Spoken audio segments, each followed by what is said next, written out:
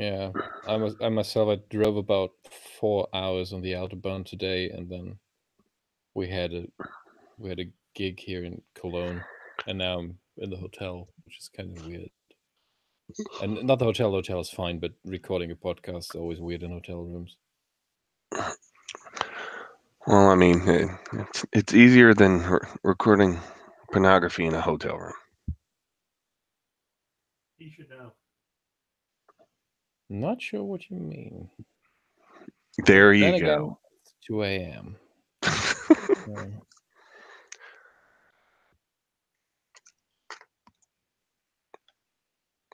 I just love that the agenda says like everything from Thanksgiving to Christmas to today, and then best of 2018.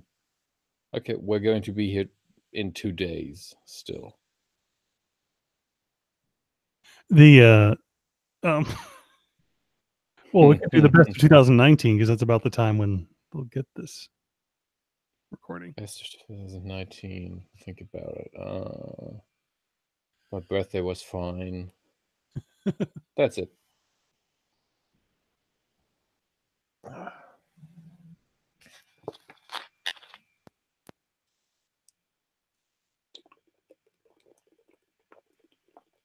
I don't know. It clearly says this is not an agenda. It clearly says not. I always add something that says it is. Look, that's how you know it's an agenda. Yeah. It's what the man does. Mexico's going to pay for it. Yeah, sure. I know you probably avoid talking about it. So. Oh no, feel free. Look, as long as I'm getting my tacos, I'm happy. That's really a good attitude. Unidentified. There can only be one person.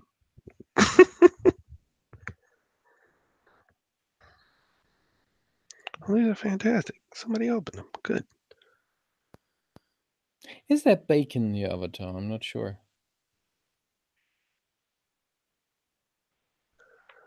That is bacon, isn't it? What's that? In Madman's avatar, that's bacon, isn't it? Oh, absolutely. Yes. 100%. I am sitting in a Waffle House. It's an undisclosed Waffle House where I do all of my Where did you best work. find a Waffle House in Georgia? And you're keeping very still. Don't move. Yes, that's it. That's a very old picture too. That's man. That my daughter. I think my daughter was still in middle school. My daughter took that. I think that was taken on an old LG clamshell flip phone. You haven't changed much. No, I haven't. I'm pretty much still have all the bacon hanging out of my mouth. But according to my annual physical, I'm in decent shape for a 40-something-year-old man. So I'm not going to complain too much. The problem is he's 23. I am not 23. You just look that way, and you're in better shape than everybody who's younger than you are. Look, his dyslexia is kicking in. I'll be 43 next month. Yeah, still, you're still in better shape than the rest of us. Yes, well, if I'm just a baby, I would like to go back to getting my taxes taxed at a baby's rate. Can I go back to being a dependent? Yeah, I turned 37 a couple of days ago. Oh, you're about to hit the sweet spot. You mean where I can start to complain about my back and just don't do stuff? You can do that now. Most 20-something-year-olds are doing that. What are you talking about? Yeah, because we're all just sitting around every day. I mean, that's how I tried to get out of doing the lawn at that age. I'm just old. Let me go to the gym and lift some weights. Yes, that's precisely what I've done. Like, what are you doing? I'm moving heavy objects and picking them up and putting them back down repetitiously. It worked for Schwarzenegger. Hold. There's a lot of HGH involved in that. Yeah, but still. I just love that old Dylan Moran routine where he says, Arnold Schwarzenegger got governor of California by lifting things. Mm-hmm. He was very good at lifting heavy things, so they said, "Well, you should run this state." Well, here's the deal. They elected an actor previous to all of that as governor of of California, course. And then I made him don't think he president. was yeah, I don't think he was the worst governor they ever had. So, hi, Rox. Hello. How is Hey, everyone? Happy New Year. Happy New Happy New Year. Year. The avatars changed too quickly. Now I'm getting. Ooh. Who's got the one that looks like they're in a closet? Oh, that's I'm not John. in- That's John. He really is in a closet. Oh wow, I came in at the wrong time. We're going to let him out of the closet soon. So, That's gonna be a surprise. Bring out the oh, gimp. man. That too will be a surprise. Wow. John. Well, you're going to have to wake him up, won't you? Tarantino presents Need Coffee. No, I he think does. it should be Eli Roth. Oh God, Oh God. Yeah, that's scary for multiple reasons. it Yeah. is. This is going to be the best intro ever. I'm still waiting for the Thanksgiving movie to appear from Eli Roth. Well, there was the one about the killer chicken. I mean, not killer chicken, killer turkey. What was it called? Bubble. Thanksgilling, I think it was called. Oh no! Hello. Oh no, I'm back to Robo John again. Yeah. Oh no! I'm Exterminate- talking. Remember what was it? Terror Planet. Yeah. Oh, that's right. Thanksgiving. Yeah. So got they you. had all those weird little trailers and stuff, and Eli Roth has Thanksgiving. Yeah, Rob Zombie had Werewolf Women of the SS. Mm-hmm. Edgar Wright had Don't, which I want so badly I can't even tell you. Test. I still sound like a robot. Don't, That's what. Never mind. because John is a robot. This is one I of do the sound several robotic to who- you, right? It's not just me. I know. You sound sound that way. okay. You're a little tinny. Mm. Huh.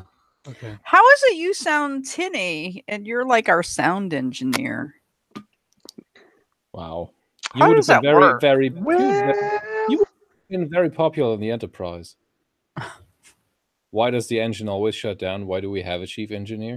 No.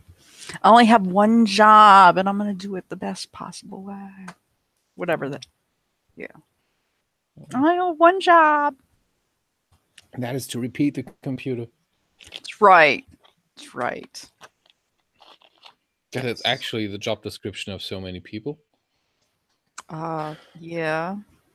Welcome to your meeting. Please repeat the computer in words that the managers can understand. Oh God. PTSD activated. I believe Charles said that. Oh yeah. Oh yeah. I think Good what times. you mean is Good times. well, say hello to the new boss.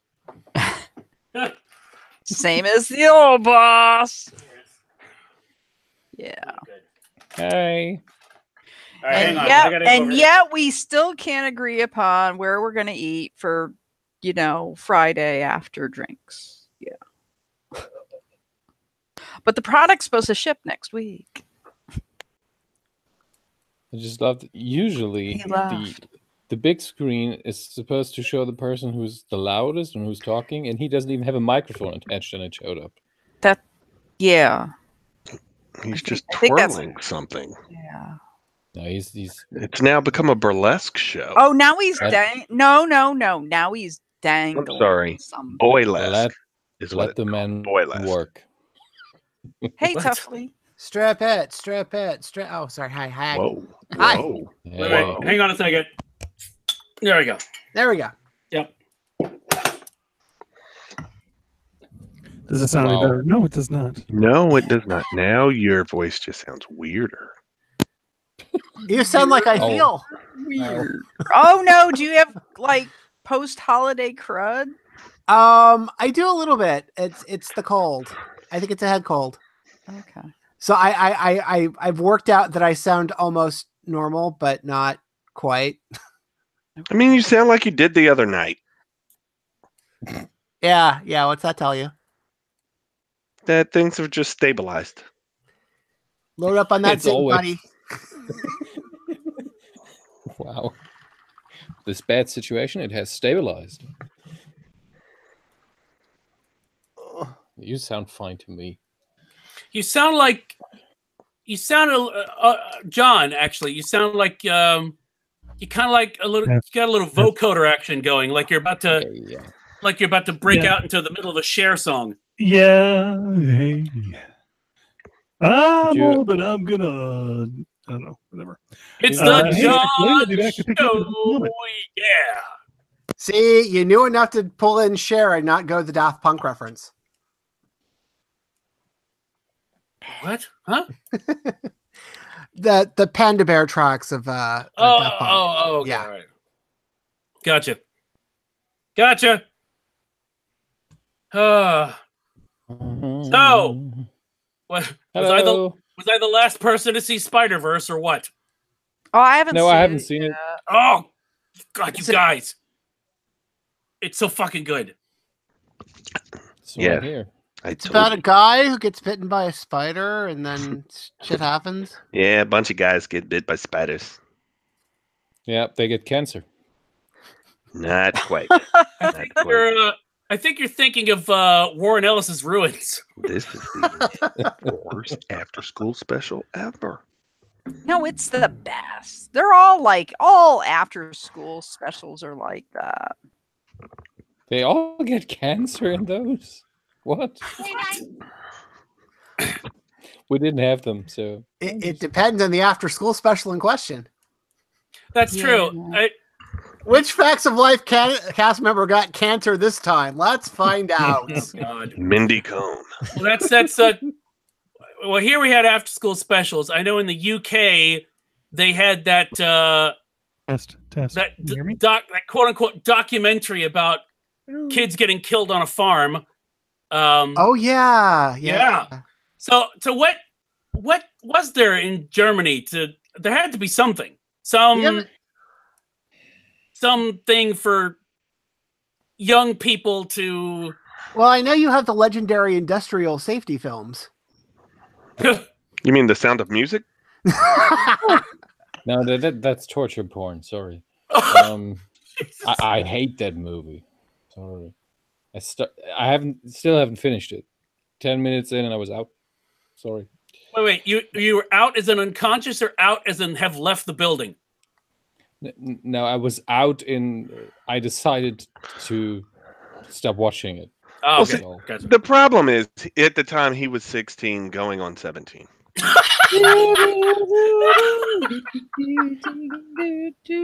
The thing is, I don't know the song and I still know what's going on. Yep. Well, But that's you there's one song. Don't worry, that's also the Interested name of in R. Venus Kelly's Flytrap new that I album. like. don't know the song, but you Oh. still know what's going on. There's a too soon there. I'm just going here today.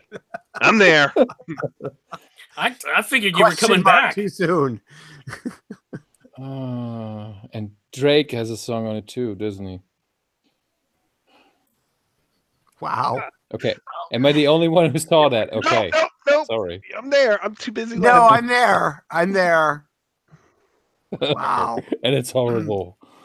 Look, Well, Here's that the was deal. 15 minutes. That was good. Good Test. job, everybody. Good Very show. fun. look. Can you guys hear Great. me? We allowed Elvis sound and Jerry Lee good. Lewis to exist. Think you sound. They're way out. Wow. How does this work? But I cannot open this stupid web page. Huh? What is Which it, webpage? 1966. I'm just trying to order tickets for something. Oh, Coldplay. No, worse. Worse? wait, worse? Worse? Worse. Wait. Worse. You are in Very Germany. I Hasselhoff? don't like Coldplay. That'd be better. Oasis? Yep. I'm not sure. Wait, yes, you're ordering tickets for Oasis? No, Hasselhoff. I was gonna say they don't even know that yet. Rox, Oasis? was that impressive for you? It was. Mm, That's interesting. The soundboard has the robo effect too. I know. Yeah, so here, I'm going to try it again. Screw the kids. Did you Well, hear that's that? better. That was better. Yeah, that sounded better. Okay. I regret Okay, nothing. there's still enough tickets to not order them today. I'm not ready to make that decision.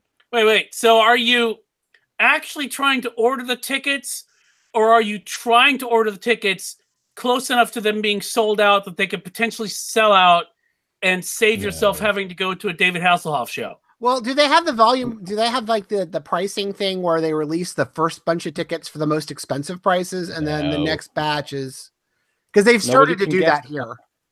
How much they are? You can guess how much they are if you want to. I'd really rather not for your God, own. I don't even know. I'm looking for the Olympia in Munich. He's playing in an Olympic stadium. So How much are tickets going for? well, Until think- I guess you don't know, right? well, I know the price for the Hasselhoff ticket, and I know what a German artist would ask for, and I know what we ask for podcasts, and it's more. Well, yeah. Yeah, figured. But it's the most expensive one goes for 87. The cheapest one for 64. That's in Munich. Euros. So that's, I don't know, just a little bit more in US dollars right now, isn't it? That's a good price. That's a good price. I think like It's- what Toughly. You know It's music fine. price. For an international artist, that's fine. That's for like a stadium show. That's pretty good. Because the Yeah, I mean, Stones, the I cheapest think, are was, going for like 150 for stadium here. Yeah, well, they burn enough stuff in the air, and they have enough of a show.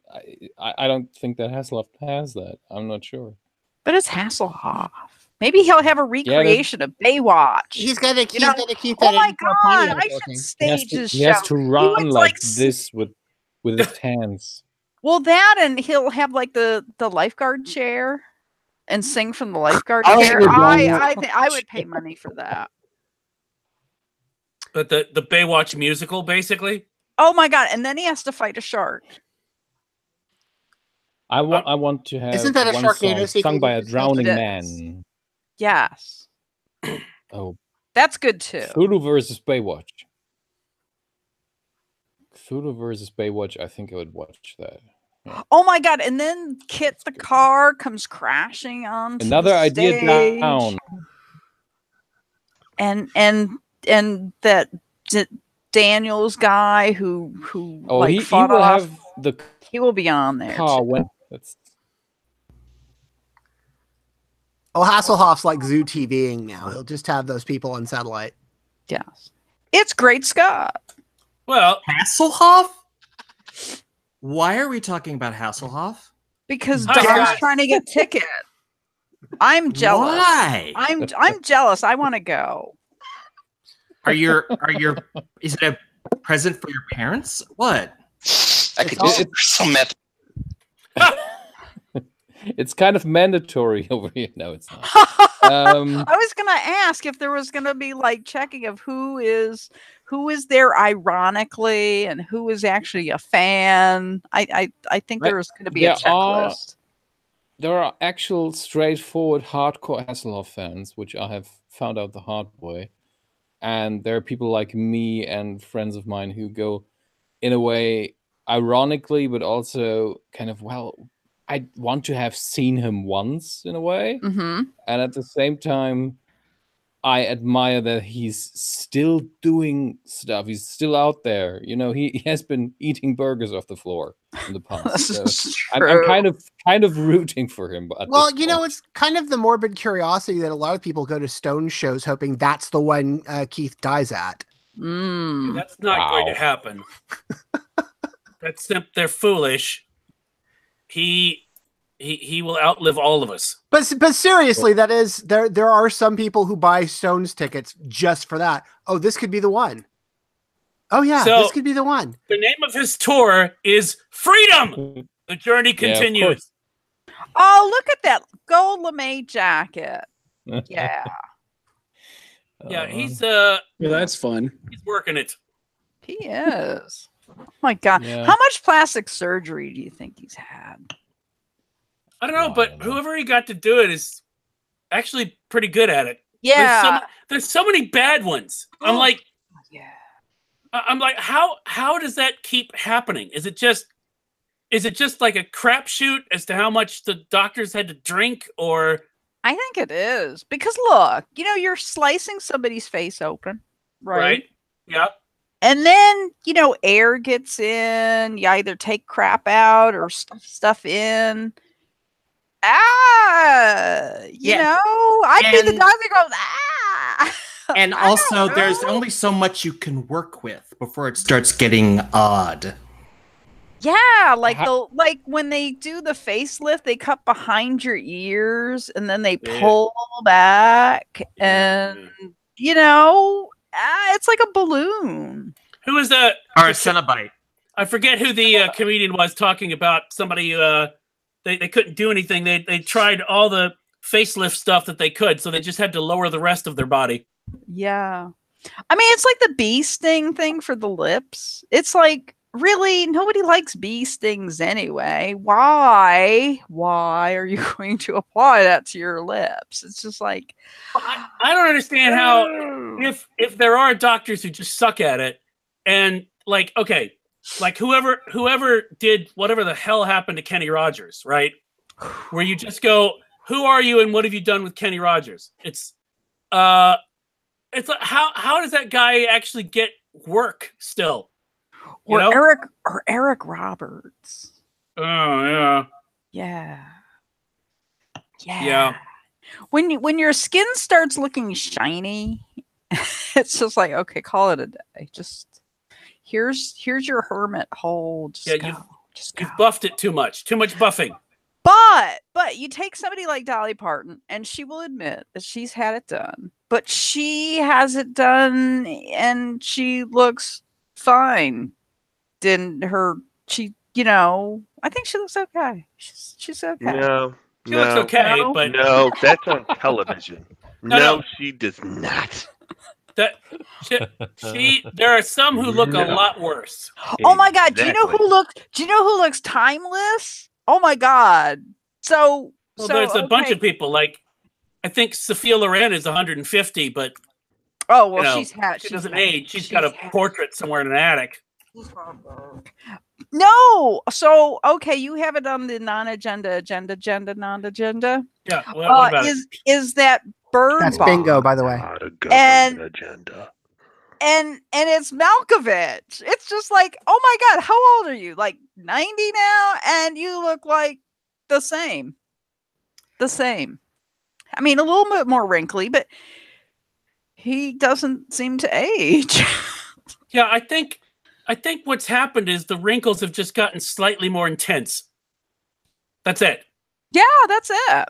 That's totally it. It's just like, wow. It's acting. Just I'm focusing myself. Right. You Well, know, it it also was like, depends on who is currently Malkovich. this is true. It's true. Well, I mean, look, Robert Redford had it for a while until his face slid forward. All of a sudden, it's like, oh wow, you're like 900 years old, Methuselah. Okay. Actually, I'm kind of waiting for that Being John Malkovich Pacific Rim reboot. Oh Jesus. What? So two of them have to go in together, and then they fight Trump. They fight merge or Kaju. whatever it is. So, but I mean, at least with Redford, you could see you can see the progression of age, and it sort of makes sense, you know. Kind of. Now, if you ever look at those like publicity, no, he's had no. Okay, so he may not have had it, but he's had lighting done. If you look at his recent films, or even when he does those, Well, I mean, they use lighting on all films. the press junkets and stuff. okay. It's almost like he's in the witness protection program on a couple of the ones that he's been on, because it's like soften. So in his films, it seems like there's been a lot of intense use of lighting, let's just say. Mm. Well, maybe that's why, and I haven't seen it yet. I would like to, but I mean, the film is his most recent is called The Old Man and the Gun. So This is true. I mean, so if he looks old, that's just that's what it says on the tin. That's So- true. Yeah. Yeah. Embrace that age. Well, I mean, Or just become a badass old man like, Clint Eastwood. He's gotten now that weird skinny old man arms now. yeah, but they still look like they could snap you in half. Oh my god, yeah. It's Well, not like yeah. they're pterodactyl arms. Well, I know, but it's now like rods of, steel that are what's left of the sinewy. Like Lance Hendrickson. You mean like the Terminator? Oh wow, yeah. Yeah, he'll snap you, or he'll just glare at you and you'll just say, "Oh, okay." Actually, bye." he'll look right past you and talk to the empty chair beside you. I forgot about that. Forgot. Yeah, Henriksen. I'm just looking. He has aged very well, actually. Yeah. Hey, who else? Scott Glenn when he was Oh. Oh yeah. Oh yeah. Scott Glenn was. I just remember. Oh yeah, here he is, where he was working out with the giant, goddamn knife. Where is it? I'll put a picture in here. Oh, the Yeah. giant knife. 75-year-old with a giant knife. Yeah. There he is. Don't mess with a man with a giant knife. Especially a 75-year-old man. That knife is like as big as his forearm. Oh my god, that's as big as the beheading knife that we saw at the knife show. Wait, what? Wait, who let you into a knife show?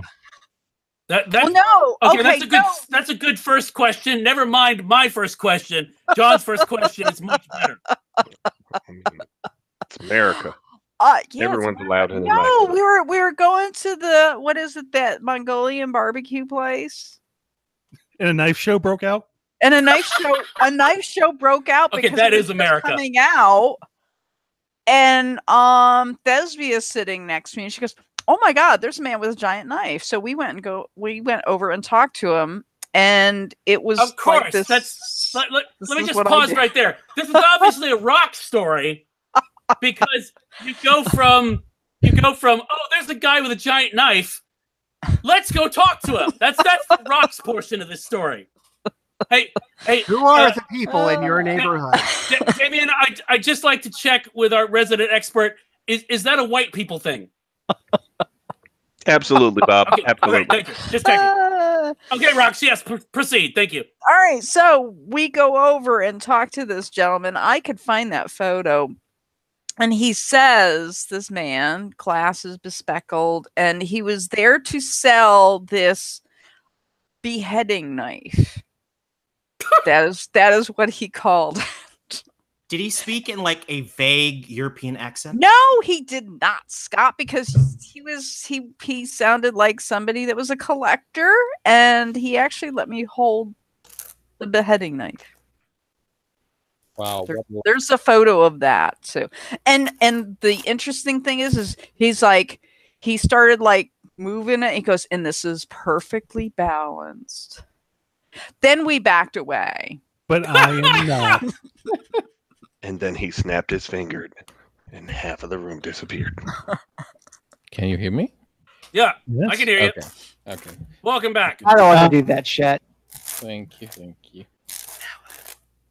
I find the right volume on that damn thing. So yeah, across that restaurant there is that sad convention center where they hold knife shows. Apparently, Ah, you know what I'm talking about, right? I think so. Yeah.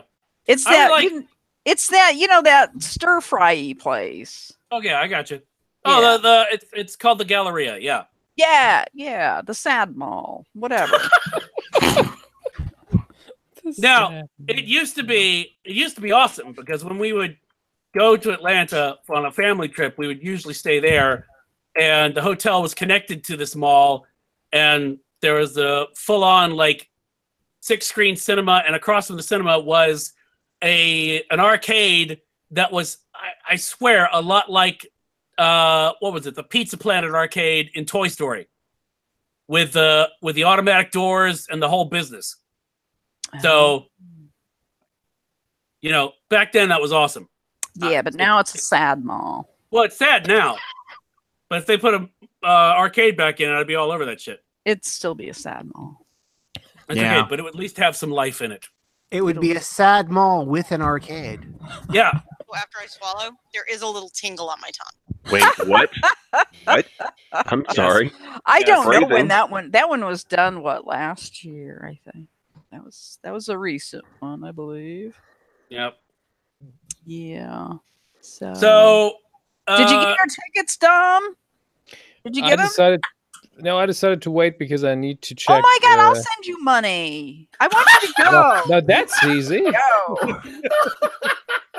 Holy crap! I don't have money for my tickets either. I don't have money for my car. Hey, Yeah, but you were trying to get Foo Fighters Run the Jewels tickets. I don't folks, care you about all that. This fly is over to hassle. Germany. Rox is paying. So What are you talking Wait a about? minute, Tough League what? Diplo is coming next month. What? I don't Oh, Diplo. know. Diplo is coming Super Bowl weekend at District. Yeah, so's the Foo Fighters RTJ thing. Yeah, the Super Bowl weekend here in Atlanta. I think like everybody is putting on a performance at some place. Oh, And no, it's- that's like a TV thing. It's a So ridiculously yeah. expensive thing. yeah, it's like a TV thing. They're doing a TV thing. So Wait That's a what minute. that What is. is all right? What is a TV thing? Well, it's a thing, but it's on TV. Well, yeah. Yes. You're Thank welcome. you. there's Not on the a, radio. so helpful. Just There's TV. there's Good a help. bunch of like, because we're getting close to a large football season finale here that's in Atlanta this time. So basically, although the funny thing about this is, we in the Atlanta area there are bands that can headline like Glastonbury and Coachella that got announced this week, but for some reason can't play the fucking Super Bowl. I'm gonna leave that alone, but I'm gonna throw that out there. But there's a bunch of shows. There's a whole lot We of got shows. Maroon 5. Okay. Hey, they had Imagine Dragons play the college football championship last night. Yeah, funny I didn't watch that either. But no, we've got a lot of shows in the area, and a lot of them are just ridiculous on the tickets, and then some of them are just outdoor freebies. But there's basically going to be people hanging out. They're the ones near the stadium, so the blanket people hanging out are going to get those. And How much there's- is the Foo Fighters Jules ticket? oh, it's $250 last time I checked. Yeah. And that was the Diplo is 75 just for entry and Yeah. 200 if you want to actually be safe. Yeah. All right, Safe? let me tell you Wait a something. minute, safe? Hold on. I spent $15 to see superheroes tap dancing. Okay, that's entertainment. We spent $10 to see Hannibal Buress. Apparently, it's going to be a very small Really? venue, and it is a TV taping, so they're kind of keeping the audience small. But it was $250 when the Still. tickets went on sale. Yeah, Still, that's Jesus. That's insane. And t-shirts are probably like $55. I'm pretty sure the regular price for Foo Fighters. But why would you buy if you've paid $250? Why would you then buy a T-shirt? Why don't you just go to have to Target? announce to your Target has a idiot Foo Fighters T-shirt for $10. Exactly. Yeah, no, but everybody's it doesn't t-shirts have $10. You can get the Run the Jewels records for free from their website. What are you talking about? It's gotta have your concert tour dates on the back, unless you get your kid to put it in crayon or marker. Or you can get a ticket to the Atlanta Hawks game and just go get your hair cut at Killer Mike's barbershop at Phillips Arena. And he's there all the time. Same experience, and that's $250. Swag shop. Not much less. How much bacon you could eat for that money? I know that's a lot of bacon. Bacon. Bargain Or bacon if from you're Ticket concerts or Sale. anything like the concerts around here, there's probably a guy outside selling bootleg concert T-shirts anyway for $10. Oh yeah, there was a bunch of that at a lot of the shows I was at last year. Did they are any of them like with typos and misspellings? That would be Foo Fighters great. with Some of them PH. They're fairly good, actually. Some of them are actually like the previous tour's T-shirt design with the current tour's dates on them, Nice. which is kind of weird. Particularly in the case of Foo Fighters because they keep changing the lineup. Well, not changing the lineup that much, but they keep adding people. Well, they'll So, add a couple people. Don't they here, keep take away. firing the drummer? No. But they'll have or they'll have one from like 2 years ago and it was still 4 people in the band. Yeah. And the current tour dates. Hey, where's the other 2 guys? Or what was it? A couple of years ago there was the Depeche Mode one where it was like the full the 4 of them. When it hasn't been 4 of them for like 15 years. Oh hey. Well, it's what do you call it? It's they were touring for a little while too with like 8 people. It was like Yeah. they invited everybody else that had left the band. Now they're touring with them again. Throw people in there. Peter Gabriel, Meatloaf. Just Now, I think what Genesis you do is t-shirts with Peter Gabriel on them. Yeah. what you do is you have the Foo Fighters with like the 4 people, and then you badly Photoshop the other members on either side.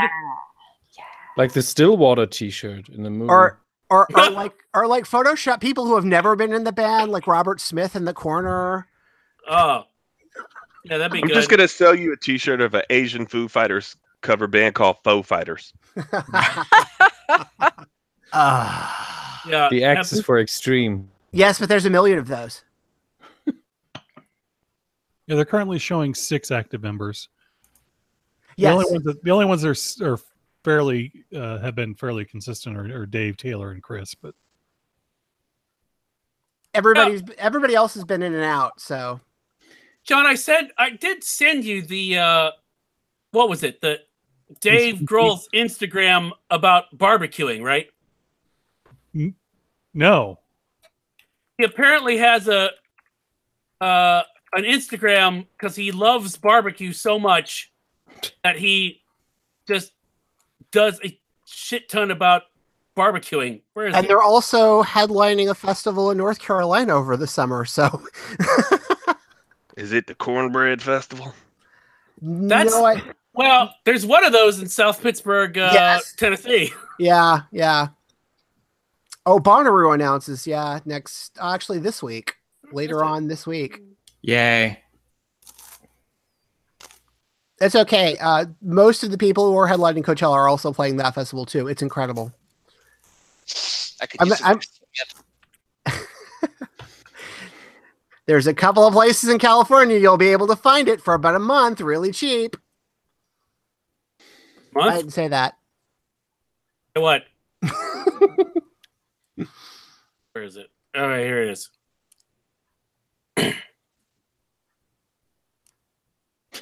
Yes, so this Yes. is apparently his. What is this? Is this an actual restaurant? What is this? Hang on. It'd be funny if it's Flavor Flav's chicken restaurant. That would be amazing. Yeah. Oh, that would be amazing. In fact, hang on a second.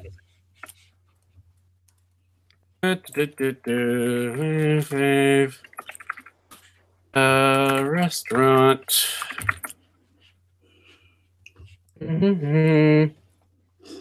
But yeah, that's really annoying that sure, Janelle Monáe can headline Glastonbury and Coachella and Run the Jewels can headline everything, and yet Maroon 5 is playing the Super Bowl in Atlanta. They made an active choice not to. So they still are doing those, right? What, Super Bowls? Yeah. Absolutely. Apparently. Yeah, hang on. Let's see. Chicken. I just hadn't checked on eBay for the longest time about if there was any Flavor Flav restaurant stuff available. Oh yeah, Yeah, so nothing. you Not need a bib. goddamn thing. You need like a bib from the Flavor Flav restaurant, That would be amazing. like a hat, like the paper hat, and the Yes. bib. Yes, absolutely. Where is it? Oh, it's gone. Oh, Well, Which he's is opening collecting another one. stuff from Yes? places that are no longer. Apparently, he's getting a license to open another one, like in New Jersey, I think. I read Wait a minute. Oh, okay. Well, Flav's Fried Chicken. It just says, open in January 2011, closed in April 2011. Wow. Doesn't say anything about another one. What you said, Jersey? Yeah. Jersey news. I'm not seeing anything. Have you actually put that Erich Van Däniken piece on the wall somewhere that I sent you years ago? Yes. It's down here in the basement. Wow. It's lovely. Along with a gimp. Well, somebody has to dust around here. I just always think about people who are breaking into your house. Not that I know anybody who would do that, but would they just run and be scared? I think they would be very, very confused. Yeah. Oh, wait, here you go. actually, they'd probably get eaten alive first. Let's face it. Yeah. Yeah. There you I'm go. pretty sure no one's getting past Jin. Dude, we got it. Vegas. Oh, is it Vegas? I thought it was Jersey. He got. Well, there might be one in Jersey, but Okay. from December of last year, so it's literally just a month ago. Flavor Flav's chicken Yes. debuts today. Yes. He's opening up a stall in the toilet at CBGB's in Las Vegas. So is Vegas just becoming America land? Yes. Yes. It always has been. Yeah, I was about Well, to say, what do you No, mean? it's gotten more intense recently. I mean, everybody's doing residencies there, and Exactly. and there's going to be a hockey team and a football team there. So it already looks like a deserted. Oh, there's already a hockey team there. Yeah, it already looks like a deserted amusement park. So why not? It already looks like a level from Fallout. So sure. Rob's here. Hey, Rob. Rob! Hey, kids. Hello. What's up? Happy New Year. So, oh yeah, sup. What's up? Sup. Guten Did you- Tag. Did you actually tell people about Bryan Cranston? No. Who is that? You should. Wait, do you not really know? Yeah, I do. No. What did you do?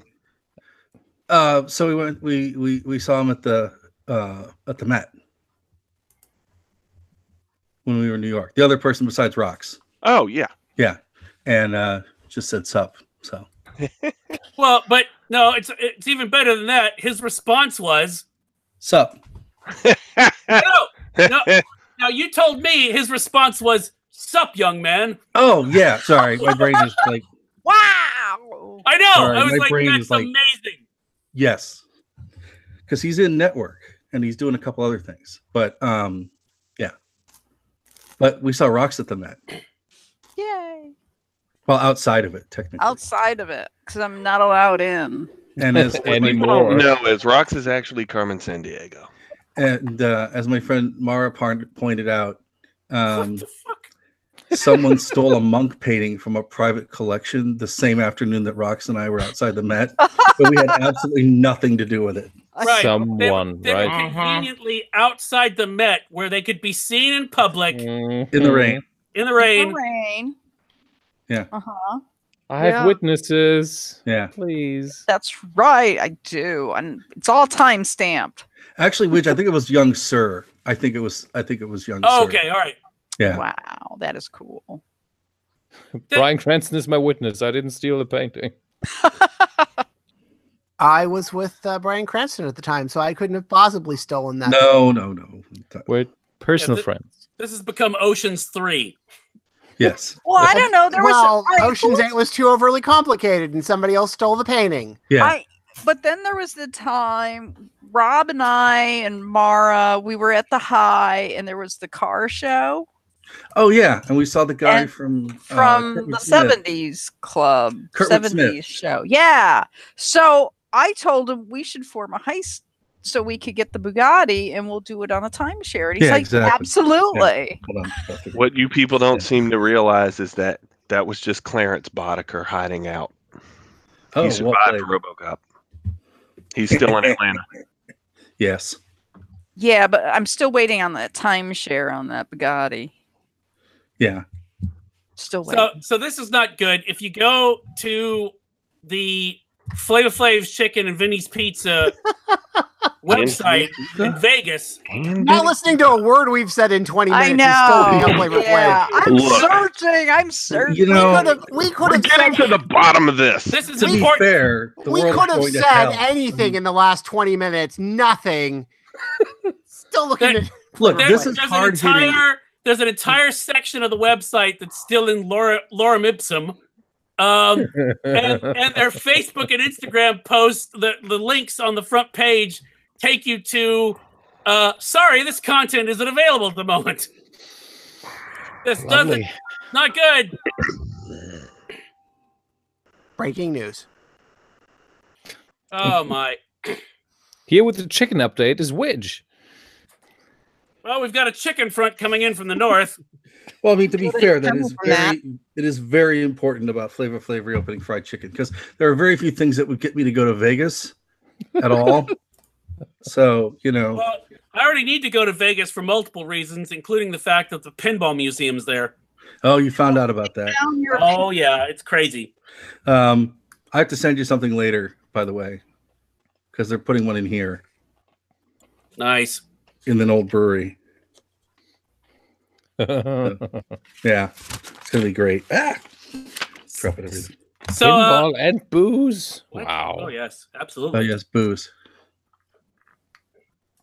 So we have not convened since the holidays. Yeah. Oh, it was not the last time we can. You remembered. I remembered there were holidays. I know. Other than Halloween. Yeah, And but I Tuffle, mean, you there's look they're well all and fit. Halloweens. Oh, okay. as far as I'm Tuffle, you look concerned. well and fit. You don't look like sick and Dickensian like you sounded in your emails. That's lots of drugs right now, Rob. Oh. That's why he's smiling all the time. I feel no pain. This is. Nope. It's like me with my kidney stone. The nurse asked me if I could still feel it. I said yes, but I no longer care. Wait, when did you have kidney stones? Oh, this is a while back. Oh, okay. I was about to say. Yeah. All right. Yeah, I've had two, and the first Oh. one was, it was bad. They and I have a high tolerance for drugs, so they pumped me with as much morphine as you possibly could, and I could still feel it. That was not good. You should have put them in the Dragon Con charity auction. Said they were like Leonard Nimoy's or something. God. Wow. So no one has anything to report from the holidays whatsoever. They're over. Yeah, I know. We survived. Yeah. I survived Whamageddon. Yeah, I did too. I Which was one? very, I What was one? very proud of that. Wait, you survived Whamageddon. You guys Yes. went to a Wham show? You don't know what Whamageddon is, Widge? No. What the fuck is Whamageddon? Okay, Get through the whole it entire starts- holiday season without Yeah. hearing Wham's version of Last Christmas. It starts. Oh. It starts on the night of Thanksgiving and goes all the way to the end of Christmas Day. If you hear Wham's Last Christmas, you're like, It's okay, John. You can play it now. Yeah.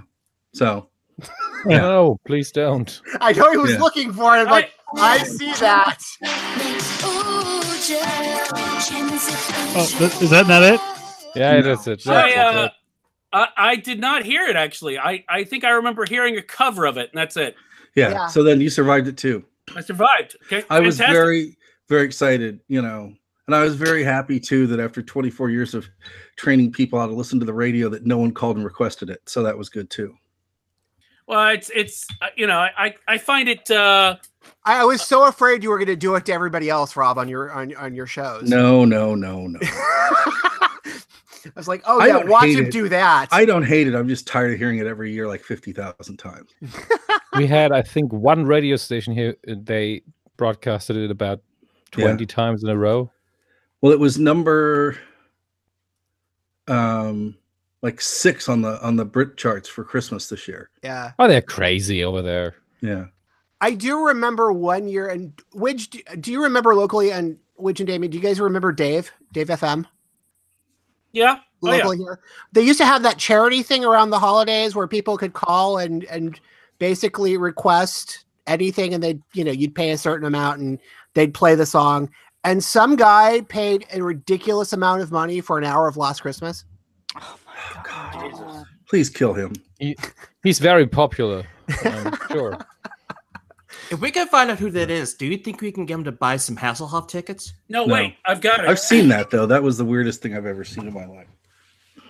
I think the same guy the next year, like, again, ridiculous sum of money for, like, Wire from U2 for, like, an hour. Well, you know what you do is you basically you basically call in and pretend to be someone, pretend to be your enemy, so that they would like say on the air, well, this hour of Last Christmas was brought to you by Rob Levy. Thanks, Rob. And everyone would be like, that motherfucker. Although it is funny, that was in a kind of the AAA adult contemporary kind of alternative station. And that was, you could consistently go there and know what time of the day in rush hour that during that charity drive that there would be an hour of, death metal. Nice. That must have cost a lot of money for somebody, but yes. So yeah. So Dom hasn't seen Spider-Verse. Rox hasn't seen Spider-Verse. Okay. Everybody else has seen Spider-Verse. You all are a disappointment to me. Has anyone seen Sherlock Holmes? God, no. Oh, I think nobody has. Okay, good. You're all still my friends. I had hopes for and that. I can see movies for free again. So well, not free-ish. I pay it. I got the Stubbs thing from AMC. So how is that working out? So far it's okay. I mean, it's a little more expensive than MoviePass was, but But it actually functions. But it actually functions, and you can see films. So and won't declare bankruptcy anytime soon. No, unless somebody doesn't buy popcorn from AMC every time they go. But no, you never have to worry about being late to a movie at AMC because they have at least 12 minutes of trailers before every film. There is 12. I've been counting 30 minutes. I will say, well, at least 12. 12 is the minimum. Okay, the number less than 30. That is correct. Okay, the trailers specifically before Spider-Verse, all of them except one gave up the entirety of the film. Yeah. What, the entirety of the Spider-Verse film? No, the entire film of each film that it was being advertised in the trailer. But they were for kids, I noticed that too. For some reason, there were like 2. I think like the only Christian one that was, movies. Yeah, I think the only one that didn't give up its ending was like the King Arthur one, the Cornish thing that we were talking about. Yeah. That was the only one that didn't have. Oh, here's the ending of the movie. I really appreciate that though, because I'm like, thank you for, saving me the trouble of coming to see your film. The dog came back. Everybody found Jesus. Right. Like the miracle happened. Thank you, M. Night Shyamalan. I can come in on the last 10 minutes of your movie and, just walk in from another movie, see the last 10 minutes of Glass to catch up from what you didn't have in the trailer. I didn't pay that much attention to Glass, but I don't pay much attention to those movies anyway. So it's sort of like, oh, really? Now it's the ultimate team up? Okay, fine. All right. I would have cared about this 20 years ago. Okay. Well, it's 20 years ago and like 7 really awful M. Night films later. Not so much. Well, but I mean, Sam's in it, so. Well, there's a paycheck for him, but I don't have to go see it. I know, but no, I might have been tempted, but like I said, I've now seen the movie thanks to the trailer, so yeah. So I appreciate that. Now, if somebody comes back and goes, "Oh, Widge, you were completely wrong," it's the 3 of them go on a buddy road trip across the U.S. Just sampling various pizza joints. Then I might go. In the third act, the kid from Sixth Sense shows up and says, "I now command the dead," and then it's a good movie. Now there you go. Now you're talking. I know what you like. I'm like, Chicken Knight, and listen. zombies. And it's him now, so it's like he's got the beard that he's got in Silicon Valley. So it's like, dude, Knight, if you're gonna go, ape shit, go hog wild, right? Just go balls to the wall, crazy. Yeah. And then let's have Deadpool travel in time and prevent Last Airbender.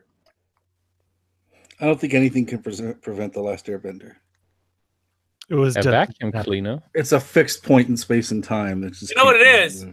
You know what it is? Before they tried to fix it, it was a trilogy. Yeah. One movie is as good as they could get it. Yeah. Yeah. Good being relative. Well, yeah. Yeah, When it's people just leave- non-bad. When people leave a free screening, it's usually a bad sign. That's true. Yeah, no, that was not good. Okay, we're all sad now. Thank you. No, I'm all right.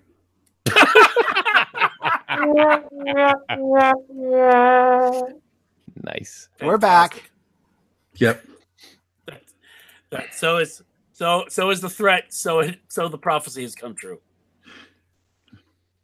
Well, there you go. We've been here for 5 hours. You want to do introductions now? Oh, sure, why not? We have pretty much a full house. Yeah, this is exciting. Oh yeah. All right. So we'll do some introductions, and we'll do them starting now. Hello, everyone, and welcome to another edition of Weekend Justice. It's the first Weekend Justice recording of 2019, and we're here in the Hall of Weekend Justice with the Weekend Justice League, and I will endeavor to introduce them going from my right to your left. We have Damien is here. Hi. Hello, everyone. Hello. We also have Scott C. What's up, Scott? I got to behead somebody. Finally. Wait. All right, Haji. Did you have a knife from? No, I had a broadsword. Oh, okay. Well, we can talk about that in a minute.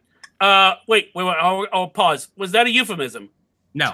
Okay, good. It is 2019. I thought he said he had a broad, which really would have been weird. Now just called a sword.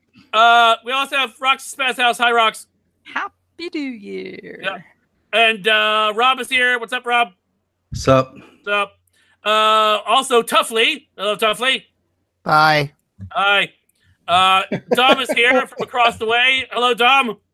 Hi, it's 3:30 a.m. I'm really in shape. Thank you. Oh, that's your problem. And we have John for the Geek. Hi, John. John's not here, man. Okay. He's working on 50 Days of Dragon Con.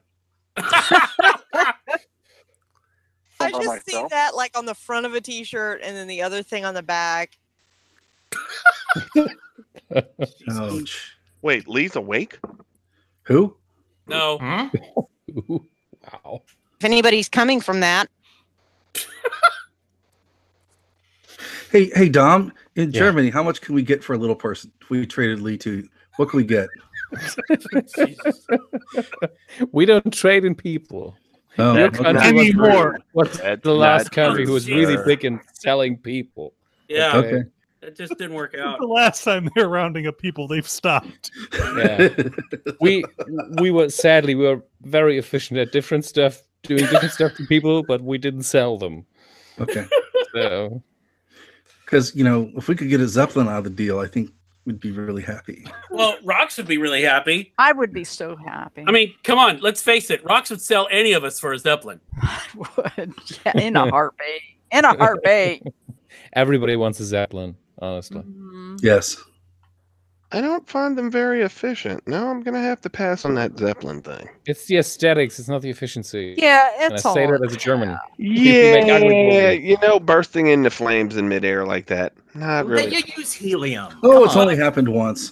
Yeah, and just make sure Rox Come can on, inspect what are it the for odds? you. They've worked that out already. Rox can inspect it for you and tell you whether or not it's been painted with rocket fuel. Yeah. Here's a clue. Good. Don't do that. Yeah. Here's another. Don't smoke. And don't bring, fuzzy slippers, to cause a Uh-huh. spark. You may want to bring marshmallows. Or fuzzy dice. Right. Fuzzy Yeah. So wait a minute. So Rox, what was this? I see this in the non-agenda. Tap dancing superheroes. What? Yeah. What happened? So I took my boyfriend to his first convention. Oh dear. How much did you get for him? Wait, what kind of convention? Magic beans. No, okay, so there's a moving. There's a moving. Craigslist ad. It is kind Okay. of. So there is a moving exhibit, Hall of Superheroes, and it goes to children's museums and science museums, and it's about the science of being a superhero. So it tackles most of the items are DC related displays. So it was the last weekend for the exhibit. So they decided to host a mini con, like from 6 to 11. I thought, well, okay, this will be safe. This will be safe for a muggle. This is like a trial balloon. This is yes. So it had enough of that weird crush of trying to go through a non-existent dealer room. It's like, this is the dealer room. Imagine this, but see, honey, just 100 imagine times. college football fans. It is exactly like Dragon Ball. Just like that. Now imagine not being able to move, and now you've imagined. Oh, don't mention that. No, here's the thing. There were all the hallmarks of a con, such as you're trying to make your way through, and there are people who want to take photos of the cosplayer. And it smelled This like sweat? happens. No, it was too. No, that didn't. It was. We got there right when the doors opened, so no, it wasn't. Didn't have any smell. He did not experience that. So, but he got to experience all of the some of cosplay was everything. still right. Yeah, all the cosplay was still okay. So, so anyway, remember the early days of Dragon Con when they really didn't have programming and stuff? Oh yeah. Kind of. Yeah, it's like, hey, Absolutely. some people go up on stage and talk. That's how many. Isn't that how we got the gig? Yeah, that's how I got started. Yeah. So. Hugh, you know word. Get rid of us. So in the only place that there was like an auditorium is the planetarium. So we kind of wander in, and there's this group of people who were dressed up as like DC Avengers, and they started tap dancing. It was actually the coolest thing. And they were really good. So it was like river dance with superheroes. Where was this at? Mosh. The Museum of Science and History downtown in the Jacksonville area. Yeah, I posted a link of. Oh yeah, your daughter could have gone. Was it a bunch of girls or girls? Yeah, and Was a it- couple guys. was it noise complaint? Yeah, is your Yeah. daughter in that? No. I know. I see them all the time in Oh. Florida at all the conventions. They're actually out of Florida School of the Arts where I went to school. Oh, they're really good. Noise complaint. That's what. Yeah, I vaguely remembered, but yeah, noise. Yeah, they were really good. They've been at like 3 of Ron's conventions. Oh, I don't forgot what remember. he said. Oh, but they were good. So He judges it by how long it takes to pay him off. Go on. Yes. So for my Muggle boyfriend, he survived. So we were there like around an hour. I kind of gauged before the glassy eye look up, came upon his face. It's like, okay, we can go now. So of course I ran into people I knew. So that goes without saying. Victims, as we like to call them. Well, Some of them. So it was fine to So I know really anything larger that consists of being there a day, I'll be going on my own. Just saying. Well, that's good to know. It's good to know. So You need to drag him to at least one Dragon Con. Yeah. At least one. I mean, there's an Yeah. entire section of the city that isn't affected. Well, This we'll is take it true. easy on them. Oh my god, yeah, you just go 2 blocks and it's unaffected. That's where the CDC is, right? It's hidden, right? Isn't that up It was near a very- Emory? It was a very lame joke. It's the It's Cobb okay, Energy carry Center. on. Oh, okay. Yeah. There. We'll have to discuss that. Of him going, you know. He's a sole practitioner, so I don't, you know. We'll see. Word. We'll see. It'll be like, oh, when can I see you? It's like, no, I've got like back-to-back panels. Just like Rob. That's why, yeah, Janet, Rob, when's Janet coming to Dragon Con? She said Yeah, there see, are there not you enough go. drinks in There the you world. go. I know. Yeah. Aw. Oh my God. So Mitchell and Janet can pal around and they can talk about us. Yeah. That'll That work. seems like a really bad idea. They could go to Let's the do it. Claremont Lounge and say, we've been dumped. Well, now you've just turned that into something live streamable, and that would probably make more than we do. So True. Yeah, this is Yeah. true. So yeah. Can't film in the Claremont, people. That's So part of look the up charm. on the YouTube. I think there's videos for Noise Complaint, and they're tap dancey, river dance superheroes. There you go. So we can move on to the agenda. It's not as exciting as that knife story, but you know. But Give if the you had tap dancers combined knives. All right, so Scott, you had a knife. I had a sword. All right. What No. kind of sword? Yeah, Um, God. And you beheaded someone. Yes, I was in a For production. real? Unfortunately, no, I was in a production of Macbeth. Meth? Macbeth. Oh, you 'Cause I cut could've out. sworn- I heard I'm like, meth as what? well. Meth? Well, if anybody's in a production of math and then And I'm beats like, somebody- just It's Shakespeare presents. Isn't it supposed to be the Scottish play? That's what the Simpsons told me. Well, we're not in a theater, so that doesn't count Okay. Scott's life's okay because he's Yeah. not in the theater. right now. Right. Yeah, it went really. I played Macduff, so I'm the one who actually kills and beheads Macbeth. Hey, spoilers. And you had the unnatural birth.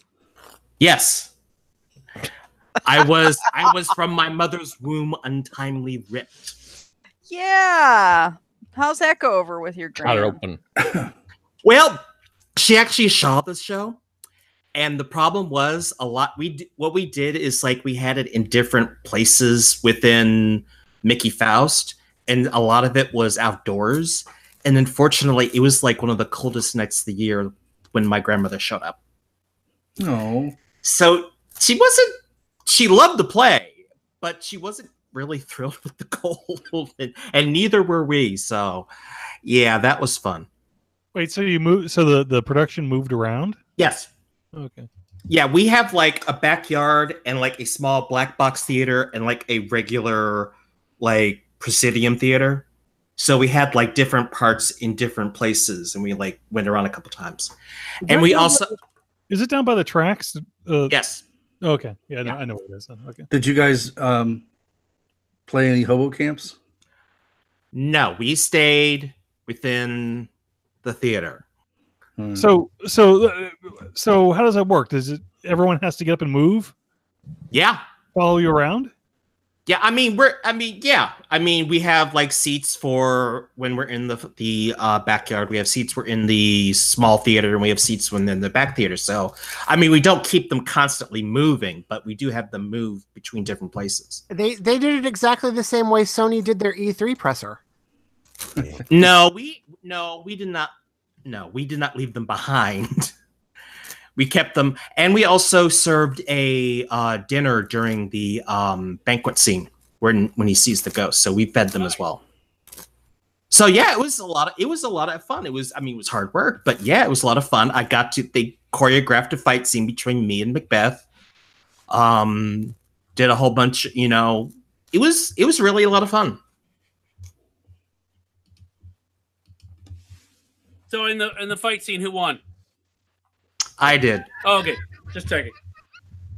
And it was really fun because I got to take that. We actually made up like a decent paper mache head with like strings that we made sure to soak in like stage blood. So when it came out and like shook it, the blood came down. Yeah, that fight scene, they just gave everybody like, balloons of like blood so people could just bleed all over the damn place. Which was a lot of fun for me because I had to dodge and make sure that I didn't slip on any of the blood and fall on my ass. That would be a really terrible way to come to an end. Yes. Yeah. Yeah. I believe in Street Fighter 2 parlance, that's a double KO. Okay.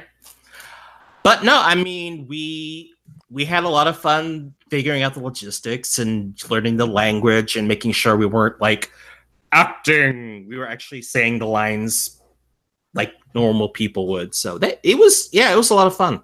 Now, I thought you said they weren't going to let you behead the guy on stage or something. Okay. No, what happened was, when I do the final bit, I push him just off stage, and then I go off stage and I go, ah! Well, a lot more manly than that.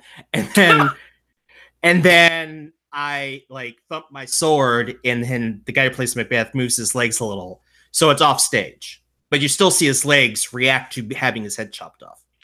I think I would have loved it if you had pushed him off stage, and as he was going, he worked it out where you could grab him by the hair and you pull off the fake head like you've just done it by mistake. Oh, shit!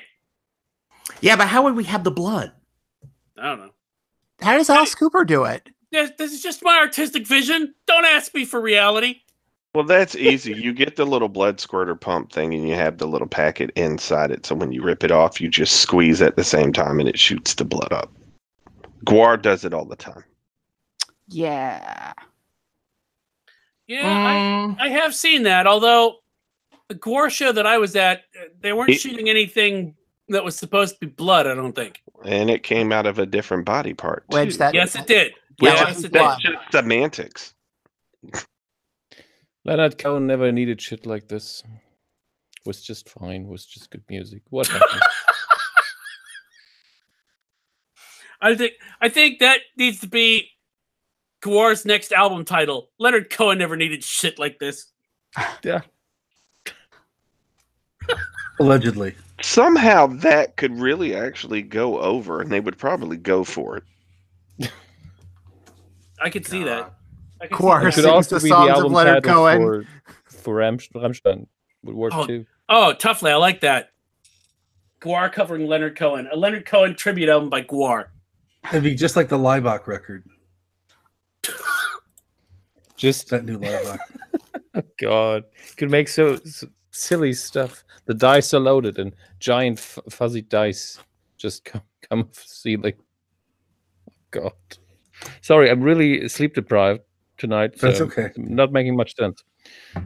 Okay, there's no difference. I know. Yeah, there's no. Yeah, we're all there. That's seamless transition right there. Absolutely.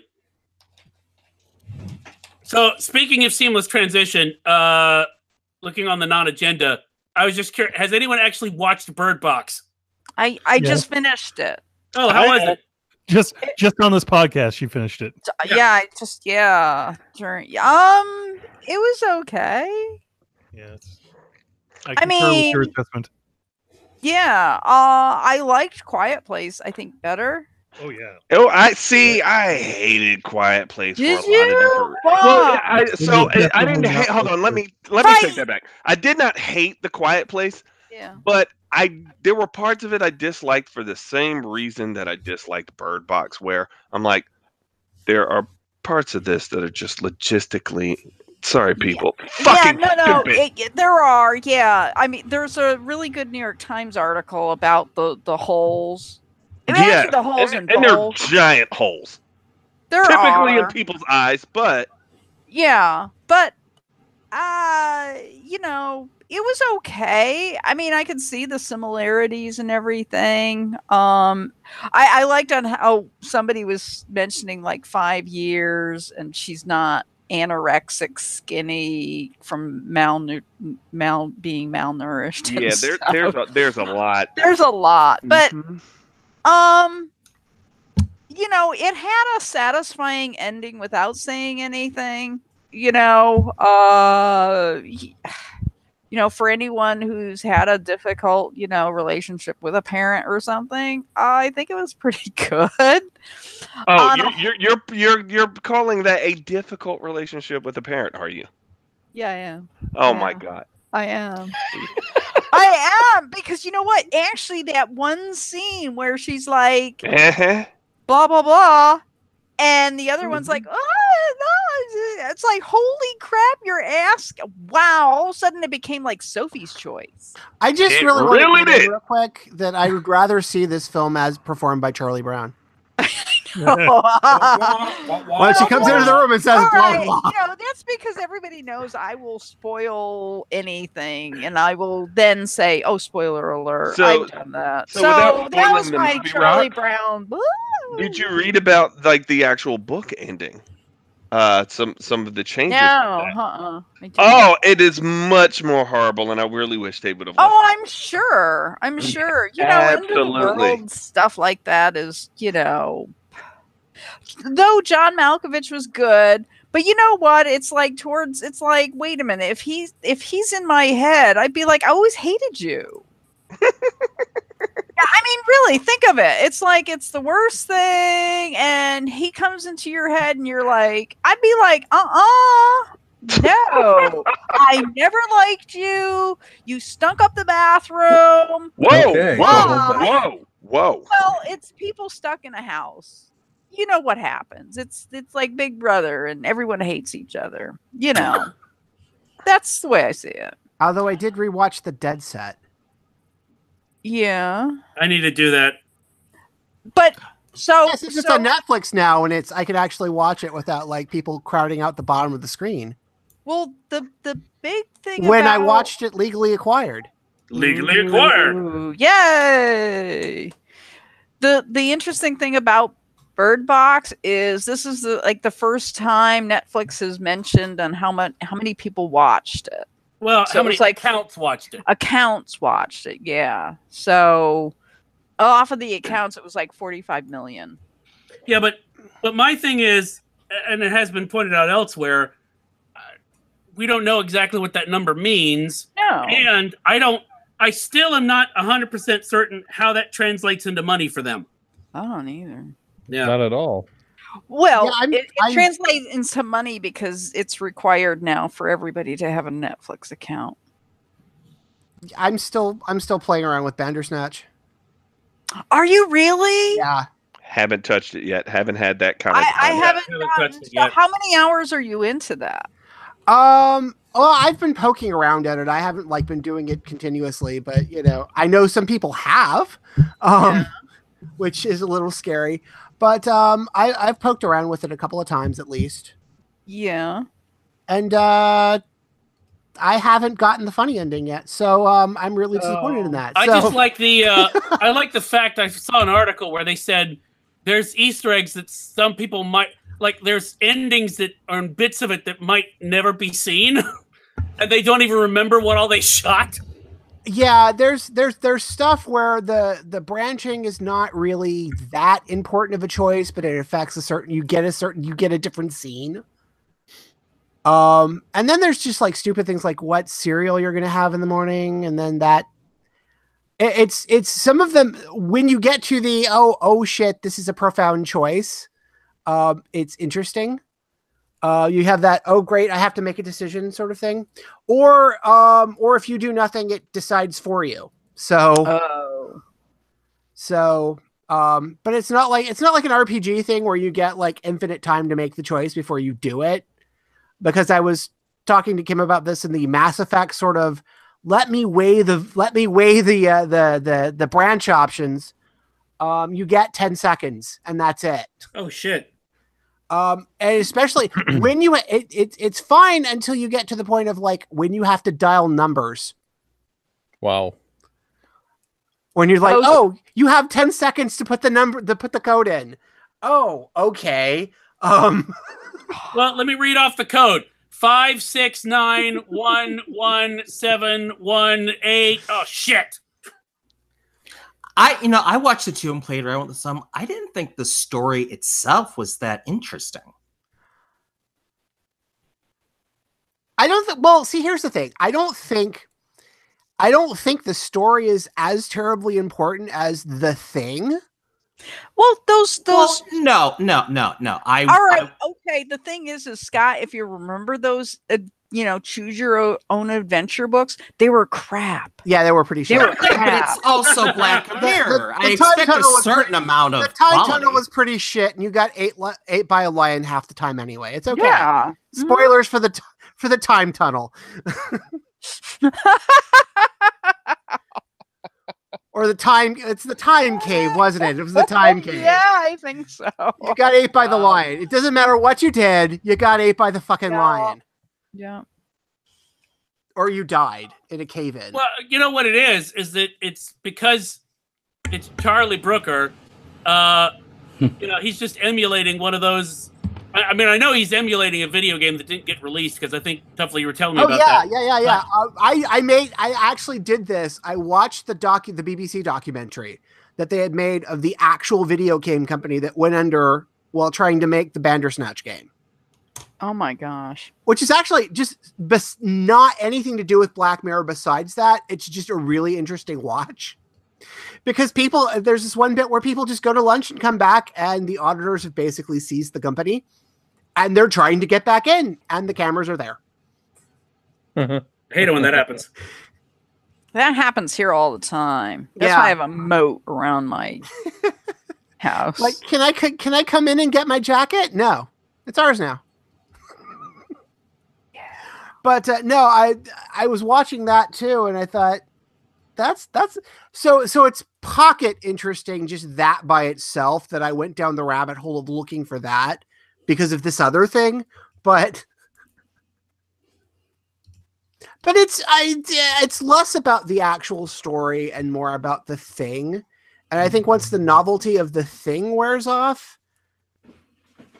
I guess, I don't know. The way I look at it is I look at it in the way of like the Doctor Who Christmas specials. It's not meant to be taken as an actual episode. It depends on the special, though, doesn't it? It does.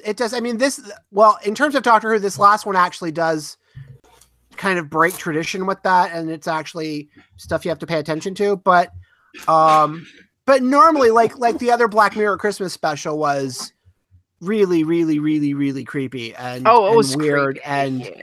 Weird and sort of separate from the rest of the series. So, but it's fun to kind of go through, and I haven't found all the Easter eggs yet because I think this and Black Museum have Easter eggs to basically all of the episodes. Oh, interesting bit of trivia. You know who's supposed to play the author who went crazy? Oh, you got that? Yes. What? Who? They offered it to Warren Ellis. Oh, but there was a timing problem where he wasn't sure if he could make one of the days of shooting, so he didn't want to commit and then have it turn out he couldn't be there. So sorry, guys, not playing myself. Thank you. Well, no, you know who they got. Who? Jeff Minter. He's actually a programmer back in the day. He was developed a bunch of weird ass 8-bit stuff back in the 80s. Oh. Yeah, I'm trying to find. Yeah, he wrote something called Attack of the Mutant Camels. I like it already. I do too. Let's see. I think Brooker had one of these on Games Wipe. He might have. I would not be surprised. Let's see. I'm trying to find some of the more Headbangers Heaven.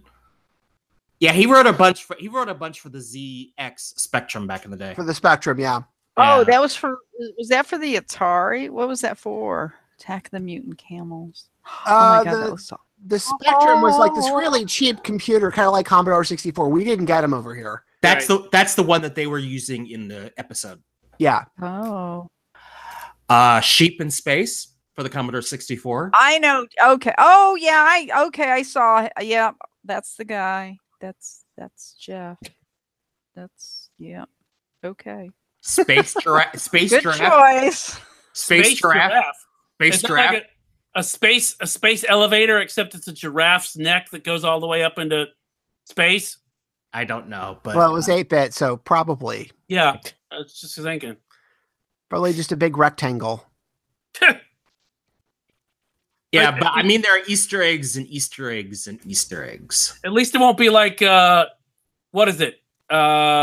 Adventure, where you had the duck dragons. Oh yeah, the seahorse.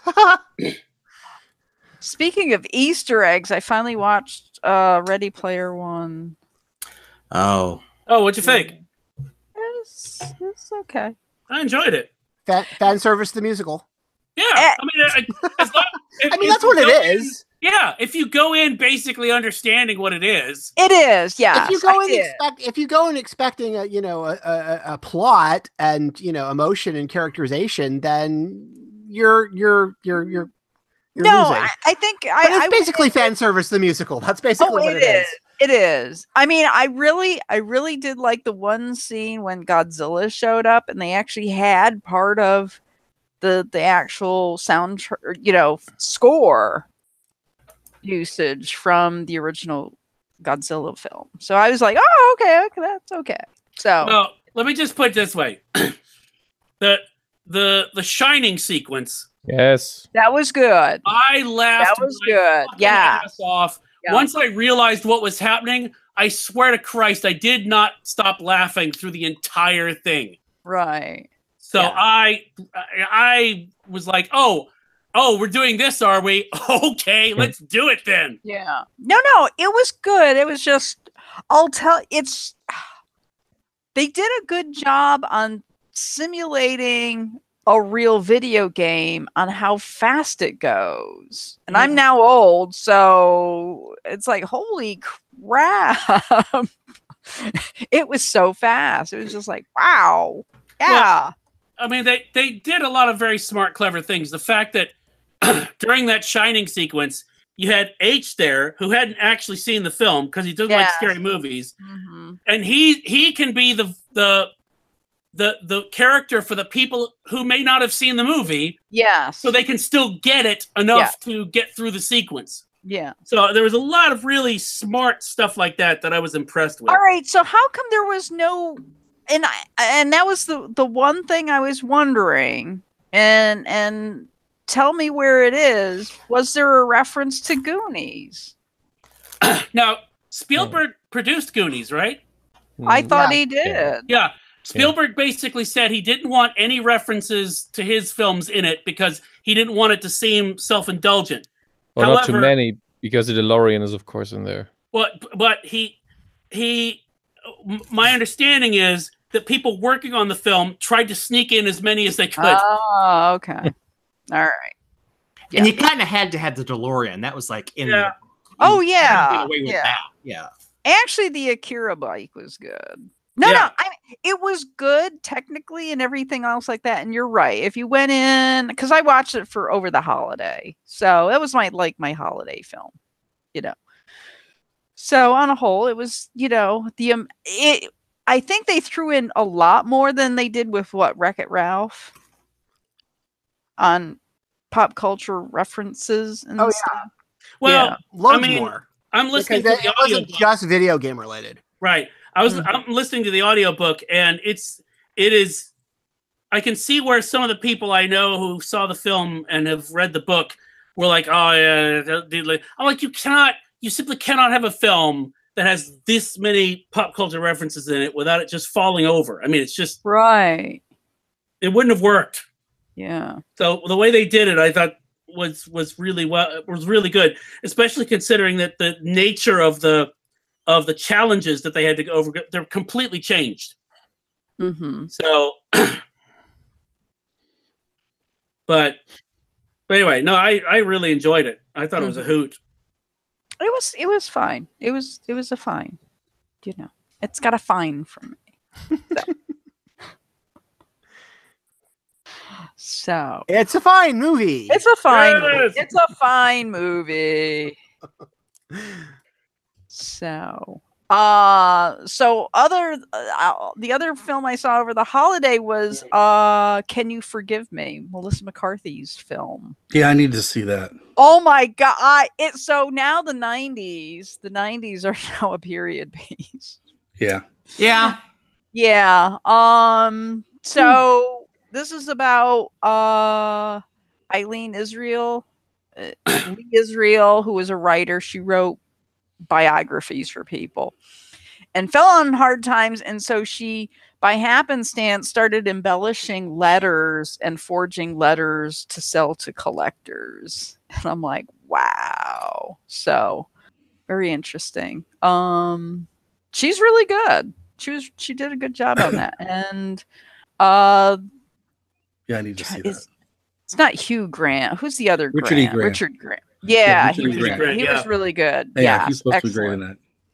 And Jane Curtin plays a really good book editor. Nice. Oh, cool. So yeah, check that one out. Yeah, I would like, because I think she's really good. I can just tell by what I've seen her do, which isn't a lot. Because a lot of her films just don't appeal to me. You know what I mean? So I don't make it a point of going to see them. But everything I see her and I go, okay, she just needs the right part, and she could cross over like I mean, like Steve Carell, like Jonah Hill. I mean, like who would have thought Jonah Hill would have gone from 21 Jump Street to working with Scorsese and stuff. Yeah. I still like her in what is that spy film? Spy. Spy. Yeah, just because it's like her giving crap to the villain all the time. I'm like, this is what you live for those types of James Bond films, of somebody's being snarky, pain in the ass. I just thought it was great, But check out the Can You Forgive Me? That was really good. Cool. Hey, Rob, have you seen Destroyer yet? Yeah, it's. Ooh, is it good? You will either love Destroyer or you will hate it. Okay. If you like really sort of slow movies that take their time drawing out and are very much like really intense dramas, then you'll love it. But if you're expecting like a typical cop film, you won't. The thing that's interesting is like Nicole Kidman is just completely unrecognizable in it, and she's so completely absorbed in the character that it's kind of like disturbing. I mean, it's really disturbing just how much she vanishes. Like Charlize Theron and Monster? Oh, it's deeper than that. Really? Wow. Yeah. Wow. Yeah. And she's had an interesting run of films lately. Yeah, it's got an interest, and it's got a cool little twist in it too at the end, which is nice. It's sort of like if you like, cop dramas, if you like noir kind of stuff, then you'll love it. If you're thinking it's going to be like just like action, I mean, it's a slow burn, right? And Sebastian Stan's really good in it too.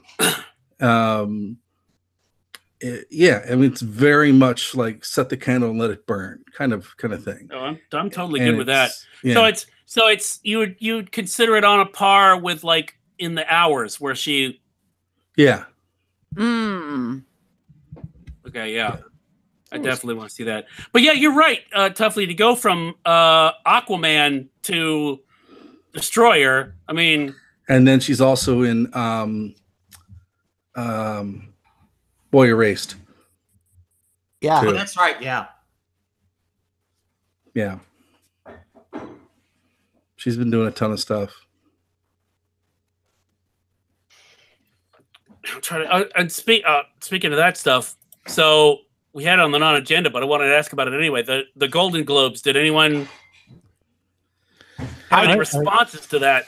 I kind of paid attention to that. I did because I'm weird. The Carol Burnett thing was awesome, and the Dick Van Dyke thing was awesome. Just those two people getting the love in the room was pretty great.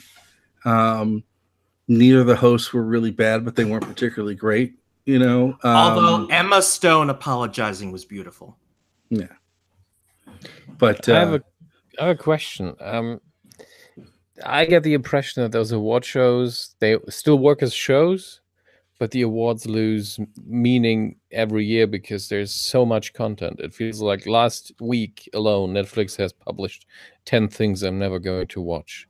So, well, I think the thing with it is, for me, like, I have fun just watching the tables to see who's loaded.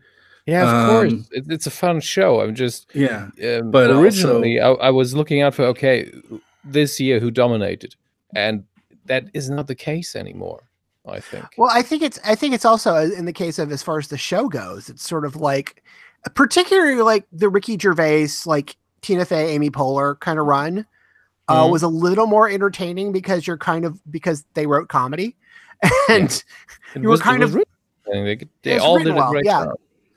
But yeah, there aren't really, and they've sort of done a lot in the nominations to kind of keep like slam dunks from happening. Yeah. Particularly in that show. And they've always done that because they've broken up the drama and the musical comedy categories. Which is smart as hell, and which the Oscars should do. Well, it also means that, you know, there's a good chance that the viewing audience actually saw any of the nominated films. So because 9 times out of 10, the last couple of years with the Oscars, it's sort of like British drama. Oh yeah, I saw that one, but that one's nominated for special effects. Oh yeah, that happened when Chris Rock was hosting. It's like, okay, here's that film. None of pretty much, no inner city urban person's ever going to see a Merchant Ivory film. Did he do that segment where he asked people what they saw, and everybody saw White Chicks that year? Yeah. It was brilliant. Now, but do they still have the best popular film category, or did they? No, they did not go through with that. Good. So there's only going to be one Best Picture, but I think they've expanded the nominations again. No, I think it's still 10. I think. Oh, is it? Okay. Yeah. Yeah. Well, I mean, at this point, as long as Spider-Verse wins Best Animated, I think I'm okay. Yeah, I think. Well, it has a good chance to. I don't know. I don't know what else it's up against that I think. I mean, probably Incredibles is going to get nominated because Pixar. Oh yeah, no, it'll get nominated, and Wreck-It Ralph 2 will get nominated. And what are the films like, I don't know, Smallfoot or something that no one went to go see, that'll get nominated. And then an artist, maybe. What's that? Grinch. Oh God, I guess, yeah, maybe. I liked it, but it's not an Oscar movie. Yeah, but I mean, just for the sheer awesome style of animation and innovation of it, and then the fact it was a great fucking movie. Yeah, I think visually it's probably the best thing I've seen in quite a while. I mean, I think you're right, Widge, that Isle of Dogs might be the only. Yeah. Oh, thank you. That's Isle of Dogs was great, which I still need to see. Yeah. But can I ask the question I wrote in the in the non-agenda is was Bohemian Rhapsody really better than Black Panther or Black Klansman or Star is Born? No. Yeah, I think so. Here's the thing: although it's the fine. Hollywood Foreign Press, they're going to go for Queen. That was the slam dunk. That's that's sort of like saying, that seemed like what's the most international thing that these people are going to go for? Probably the movie about Queen. Yeah. Right, and that's what was it? The last time I checked, the Hollywood Foreign Press Association. It may be more now, but I think the first time I checked, because I mean, most people don't understand that's what the Golden Globes is. It's the Hollywood Foreign Press Association, and I'm still not exactly sure how this became the Oscar precursor. But I mean, basically, it is in that most of the time the people that at least get nominated win or carry over into the Oscars, and it's it's sort of like everybody's in the playoffs, and then the Oscars are the finals. It's kind of like that. It will not do nearly as well in the Academy Awards just because there's so much other stuff. Well, no, I mean, probably Rami Malek is going to get nominated. Yeah, I don't know. There's so many other people. That's the thing. There are so many other people that are doing other things that he may not get nominated. I mean, who knows? Yeah. Historically, musicals don't get people nominated for, Right. Well, in the last couple of years, they have, though, right? If in a 10 film thing, they'll nominate it, but he may not necessarily get nominated just because there's so many other people.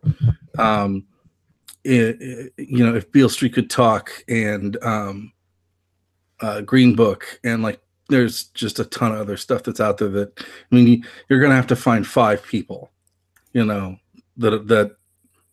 are 4 other, Just off the top of your head, you're thinking what? Stars Born's probably going to be somewhere in there.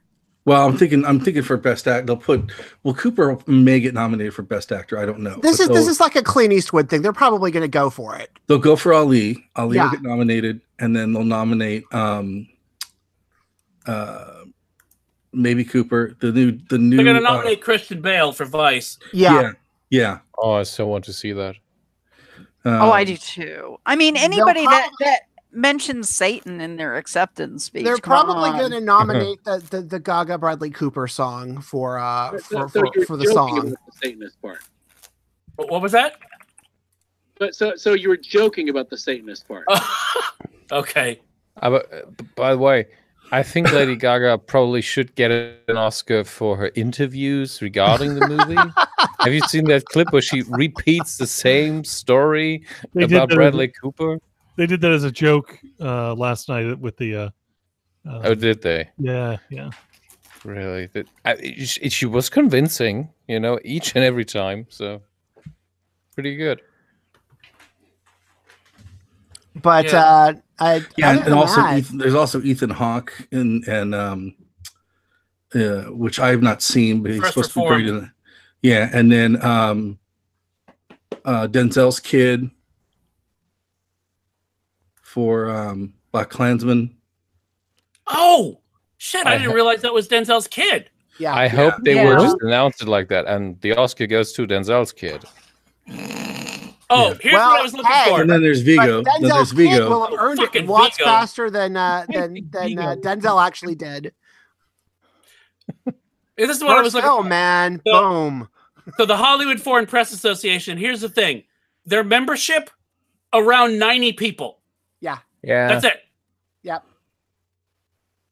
So and the Academy's what, like thousands? So how do we join? I mean, ideally, right now it's Christian Bale, Bradley Cooper, Ethan Hawke, Rami Malek, and probably Viggo Mortensen. Those are probably your people.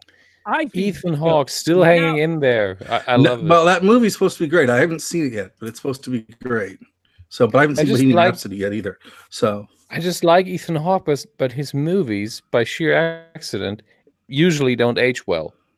I mean, Reality Bites, I thought for 10 years was a great movie, but it really isn't.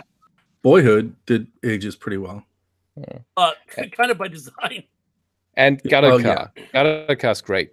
Yeah. Training Day still holds up well. That's Denzel. That's Denzel, right? Yeah. Ethan's just along for the ride, really. And again, that's not even a good film, but it's the only reason people remember it is because of Denzel. Yeah, agreed. And the segue back, it also has Scott Glenn in it. Yeah. Yeah, and Dr. Dre. Who? You're off the podcast.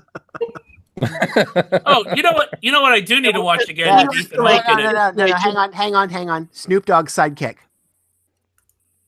Oh man. Yeah, Snoop's hype man. Exactly. God. And now a disclaimer. Dear Dr. Dre, Mr. Andre Young, we'd like to formally apologize for all of the statements here. These are just jokes. Yeah. You were never anyone's sidekick. Yeah. Please don't send anybody after me. I love the Chronic Volume 2. Maybe even more than Volume 1. And your headphones are fantastic. Worth every penny. What I want to see again is is Daybreakers. Actually, that was a lot of fun. Yeah. That's a fun movie. That's right. Anytime you've got Willem Dafoe playing a vampire hunter with a crossbow whose name is Elvis. I mean, yeah, that's Shake, rattle, and roll. Got it. It's a wrong artist, wrong song. Don't want to go to bed. I'm just tired. Sorry. No. No one is fact checking the podcast. It's fine. Not really. No. Yeah, all the fact checkers were busy dealing with Trump's speech tonight. Who? Yeah, exactly. That thing.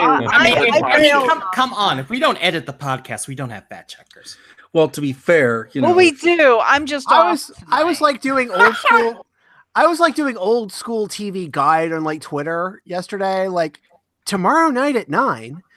Everywhere else. Yeah. Well, yeah, we shouldn't talk about that because Dom will get nostalgic for The Wall. Oh God! You know, you're still building it, okay? Oh no, but it's not a wall though. It's a barrier or a fence or a metaphor or I don't fucking. Or an offense. Yes, that too. Thank you. I love puns. Thank you. Okay, so the plan now is we put Bob Geldof between the border. Is that what it is now? I mean, that would keep people back. Could you just personally walk down there and draw a line in the sand and just say it's the longest line ever drawn in the sand and be happy? That's the be happy. It's the be happy part that I think you're. John, you don't understand that title is currently held by the French. What, the happy? Longest line in the sand? Longest line in the sand. Yeah, the Maginot line. Yeah. That's a Maginot line in the sand. There you go. You know, that's just the biggest joke they ever pulled. Well, you know, my dream, Dom, is to someday go to the Maginot line and just hold up a giant sign that says this is useless. Yeah, yeah. I have small aspirations. I think dream small, Rob Levy. John Oliver did it the best when he said, "They're coming through Belgium. They did it once. They'll do it again." Spoilers. Yeah. They have airplanes now. Get with the times. Also spoilers for Cave of Time. But nobody gets nostalgic for The Wall, actually. Nobody. Not even the so-called new states inside of Germany. They're just, sadly, they're a lot more right-leaning as they probably should be. So.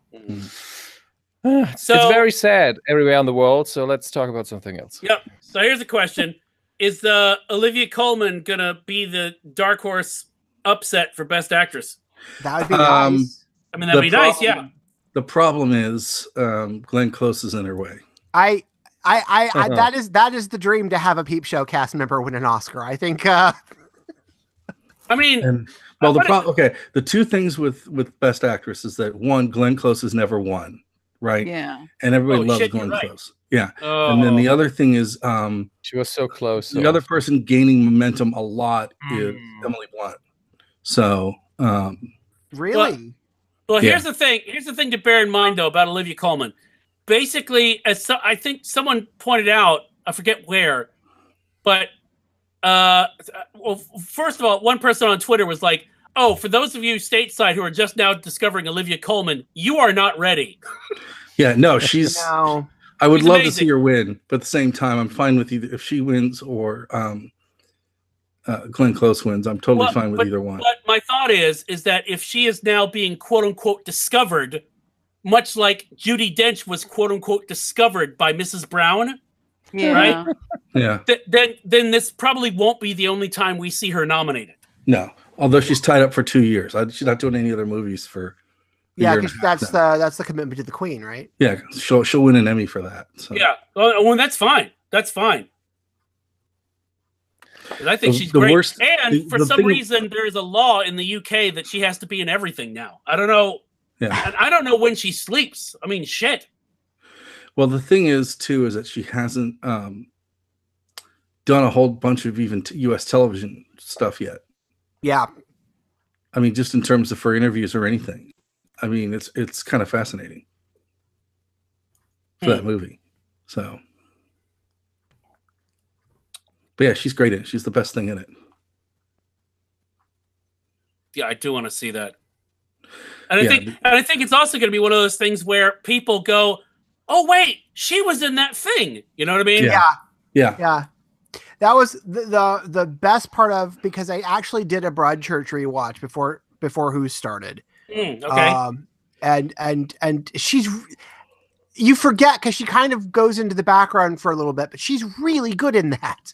I mean, that's the thing, is that my problem with, there's lots of good people on Broadchurch, but oh my God, they all sneak up on you. I know, but what was great about Broadchurch was also, I mean, I've not seen the later seasons, but season 1 reminded me of True Detective season 1 in that the characters were so good, the resolution of the mystery just couldn't hold a candle to it. I almost didn't care. I'm like, no, I just want to. Can we just stay with these characters? Because fuck the mystery. And I just want to see David Tennant win an Oscar one day. Oh, I think he will.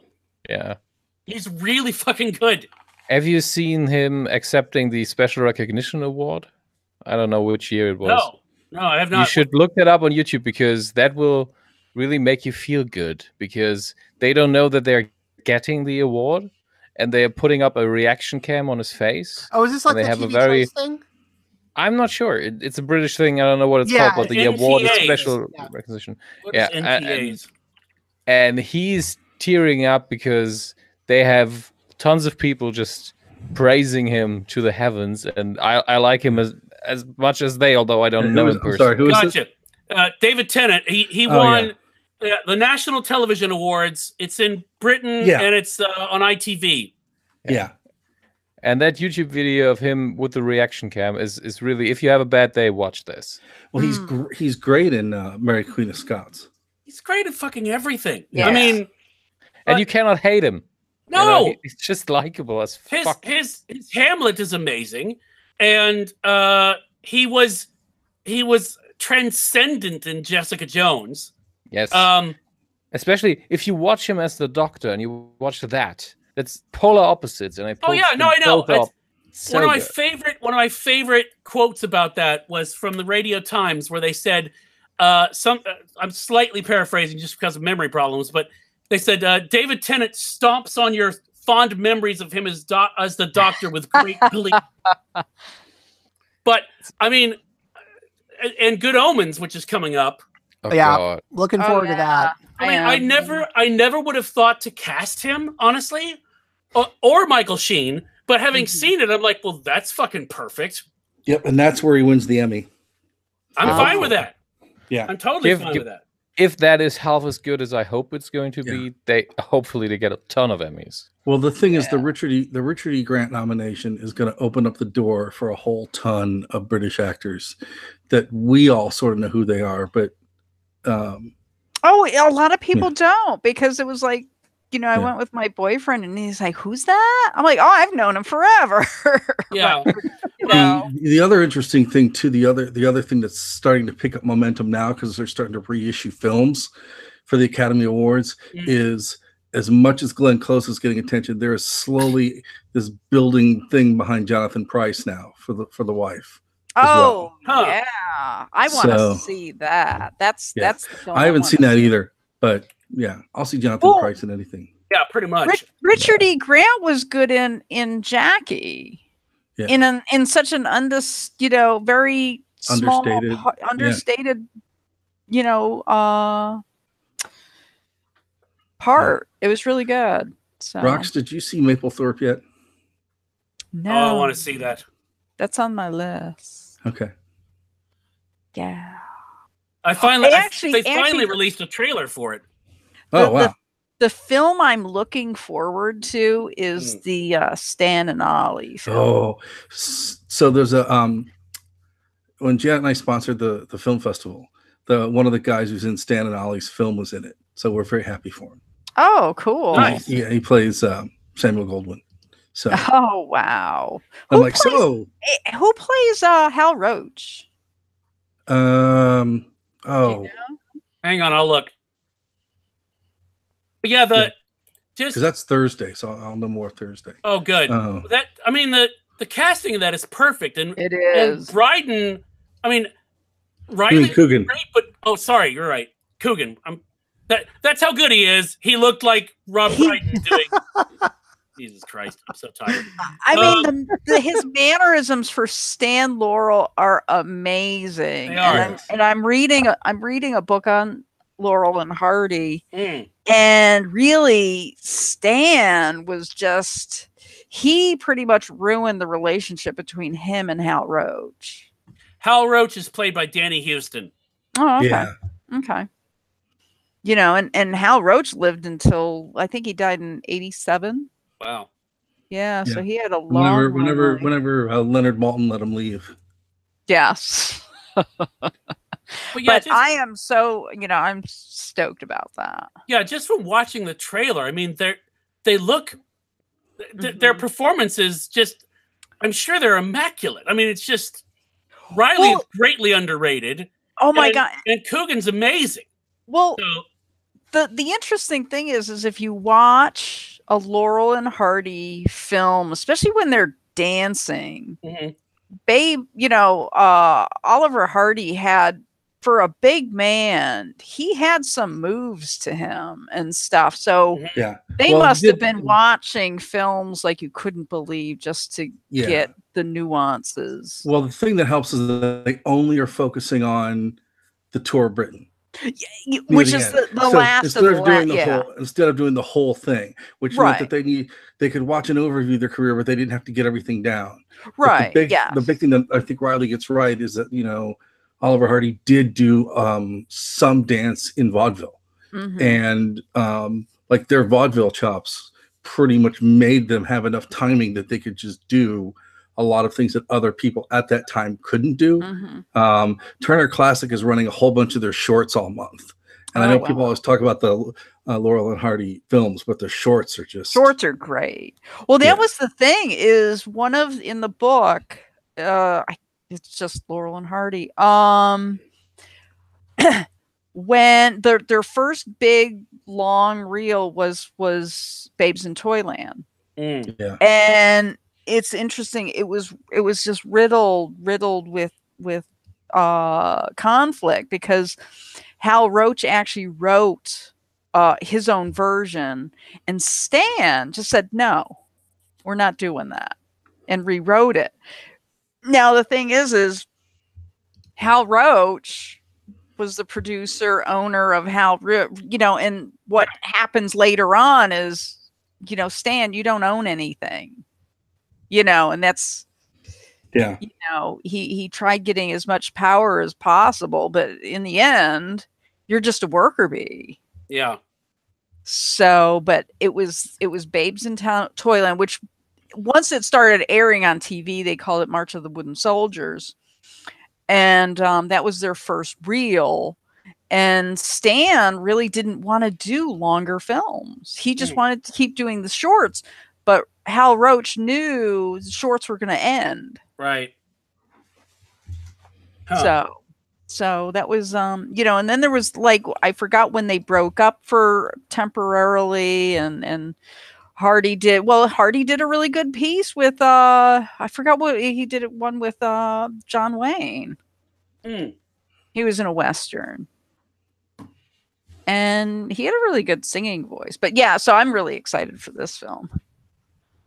So what happened to The Front Runner with Hugh Jackman? Because that it came and left. Wow. Yeah, it came out. It didn't have a very long run, and it came out. Did it come out like the week between Harry Potter and Spider-Verse? I think so. I mean, it hit the festivals hard, and I think it might get another round of releases later, but it came out pretty much during for a lot of festivals to try to get him an Oscar push. And the festival circuit, and then it had kind of a limited release, I think, in the week between Potter and like Spider-Verse. Yeah, because they tried to get it in. A lot of stuff hit small. A lot of films that are going to be bigger next year, like Destroyer and Stan Ollie, they put in festivals in New York and LA and small. So if they want us to get them in. If they want to get them in for the Oscars, they can. But if not, they got them for next year, and it's kind of in that round. Now, I thought basically once you do, because all you need to basically be up for the Oscars from a film release standpoint. It's a screening in LA and New York. LA, well, not even New York. It's just LA for 7. But if it gets omitted from being nominated, it can be resubmitted. Really? Most people just don't do it because they don't want to be humiliated twice. Right, and they put themselves into the situation where it came out early in the year, essentially, and very few films. Yeah, like Silence of the Lambs is one of the few ones that did well, and that's mostly because of the, MGM pushing it as they did. And because it was good. What's that? And because it was good. Oh, it was fucking good. Still good. Still good. Yeah, I early recommendation, but for Third Halloween, I got the Criterion of good Silence, and they finally reissued. There was a reason why I would constantly get a copy of the out of print Criterion to give away at the Fun Fest because it's one of my favorite commentaries. Mm-hmm. Because it's Jodie Foster, Anthony Hopkins, Ted Talley, the screenwriter, Jonathan Demme, the director, and John Douglas, who was their FBI consultant, and who basically John and Scott Glenn is playing in the movie.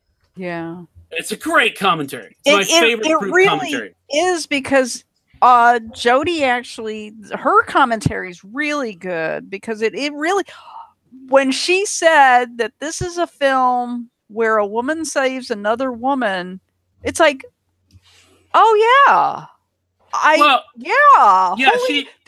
All of a sudden it's like, yeah, this is a film that really has not been done. Right. And the degree to which she talks about how she, the warriors thing. Yeah, the hero of 1,000 faces, the Joseph Campbell thing. She delves and my and I had forgotten about this bit, but there's a story that Jonathan Demme tells when they did the first read through, and apparently Hopkins was doubting himself and like, oh God, why did they cast me? I'm not going to be able to do that. I'm not going to be able to pull this off. And he did the speech about the census taker, question him and ate his liver with fava beans and an iced Chianti. He did that. And I think it's Kenneth Utt. I know his last name is Utt, one of the producers. Apparently just went, yeah. And that's when Hopkins, he told Demme, he said, that's probably one of the best moments of my entire acting career, is because I said, after that, I went, okay, I might have this. So good.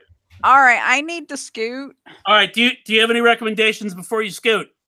The library book. So it's about. Did I mention this earlier? I don't think so.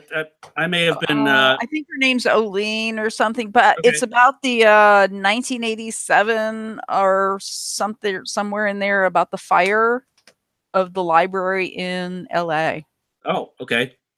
And the interesting thing is it was a fire that it was like the perfect fire from what firemen would recollect. There was no flame. It was so hot. It was blue. Jesus. That they would see books on the shelves and they would like explode. And no one knew about this fire because Chernobyl happened at the same time. Oh shit. So it's a nonfiction book, but it's gripping. Because there's it was also a time where everybody in LA pulled together to save the library. They lost a ton of stuff, but what they did was they set up like this chain of getting the books out of the library, and they commandeered. There was a woman from Texas, and she was a paper conservator. And she actually knew, somebody called her up. She was at a conference. They said, you need to get downtown to the library. There's a fire. Go, save, whatever. And she's like, okay, we need to freeze these books because they use tons and tons of water. So it's not necessarily the flames that are the problem. It's the water and then the books. Then you get mold. So they set up these fire brigades of getting the books out of the library and putting them into these, freezer places, like Bird's Eye and stuff. So they had all these books frozen until they could thaw them out and stuff. So it's a really good read on this. And it was set by a person. So, but it's a good read. So the library book. Cool. Yeah. Thanks, Rox. See you. Bye. Bye. Bye, Rox. All right. Well, we have enough people. We should probably go ahead and move towards recommendations, actually. That would be great. Dom's like, get me the fuck out of here. Just please kill me. Please. No, I fell asleep doing a podcast recording once. I don't want to repeat it again. Yeah, you don't want to be Lee. Did she fall asleep too? Yeah. Oh, yes. I recall that. Many times. It's glorious. I wish I could remember which episode, but it's a moment where you'll hear me go, guys, shh, and then you'll hear her snoring. It's amazing. Yeah. I had to edit my own snoring, and I have to say I made it funnier than it was. So there you go. That you've just summed up podcast editing in general. I made it funnier than it was. All right, Dom, why don't you go first and recommend something so you could go to fucking bed? I am in bed. Ladies. It's Weekend Justice After Dark. Once again. John read my mind. Hello there. What are you wearing? Lee, wake up. Call 1-900 Talk. What's in your schnitzel? Hey, that was one of the best comebacks I've seen. You've been so quiet. Sprechen Sie Deutsch to me. Actually, it was not a bad pronunciation. Knowing how hard that is. Danke. You're very welcome. Oh, Jesus Christ. Anybody from that? Sir, we're going to need you to submit your credit card payment now for this call to continue. Yes. €5 for the first minute. Don't and a take piece of, down your pants. and a piece of the wall for the next. Oh, those pants are already off. Okay. I'm going to recommend something very asexual, so this will hopefully help with the situation right now. The BBC has produced a very, very intriguing adaptation of H.P. Lovecraft's Case of Charles Dexter Ward that is being released through their podcast platform, which is whatever. You can find it on bbc.com and also on Spotify, and you just Google it, you'll find it. It's very interesting because it is very much an adaptation and not just an audiobook. It is conceived as a podcast, a fictional podcast that is being run, the Mystery Machine, that is actually dealing with this case of Charles Dexter Ward, and you're getting it presented as a podcast. And the thing that breaks my brain, because I've listened to it twice by now, is that they actually have ads for other actually existing BBC podcasts at the end of the episode. So you're listening to a fictional radio play that is being presented to you as a podcast, and then there is an ad for an actual podcast on the BBC. So if you were, I don't know, 14, this would totally fuck you up, because is this real? Is it not real? And I think after episode 3, and you're still thinking this could be real, you're pretty silly, but it still works. It's fun to listen to. The ending is a bit so-and-so, but then again, with Lovecraft stories, the ending is always a bit tricky. I highly recommend it. It's real fun. It's well produced. The voice actors are great, actually, and I might even listen a third time because it's pretty complex. It's a very intriguing net of really happenstance in a way, and very complicated. But at the same time, if you're interested in the history of the occult a little bit, they throw everything in there. The Tula Society is in there. John Dee is in there. Just for a moment, there's at one moment a history professor who's explaining everything from before the birth of Christ, the Nazis, and then until now. And I'm like, wow, this stupid story just connects everything. And she also says it's silly, but it's lovely if you know all these references. It's really, the writer has really just ticked off all his boxes. It's really interesting. I think that would be great, actually. And maybe this is what it does. If it's like a Lovecraft story, but adapted so it's like the Serial podcast, like a true crime. Yeah, it's precisely that. Oh, fantastic! Oh, now I want to search that out. Cool. Yeah, come back with me because I'm really interested in your opinion. Cool. So I'm going to head out. Good night. Or just go sleep. Shutting off the laptop. Thanks, Dom. Thanks, Dom. It was great being with you again. Have a nice night. All right, bye. Good night, Dom. All right, who's next? I'll go. Go, Tuffley. So a couple of things from the Christmas haul. I will start out with the most obvious thing, which is Bowie's Glastonbury 2000 set. Nice. It's got the full set as recorded by the BBC. It also has a DVD of the set. The interesting part about that is when the BBC originally carried that set, broadcast the Glastonbury set, they could only the agreement with Bowie was that they could only air the first 30 minutes and the last 30 minutes. Huh.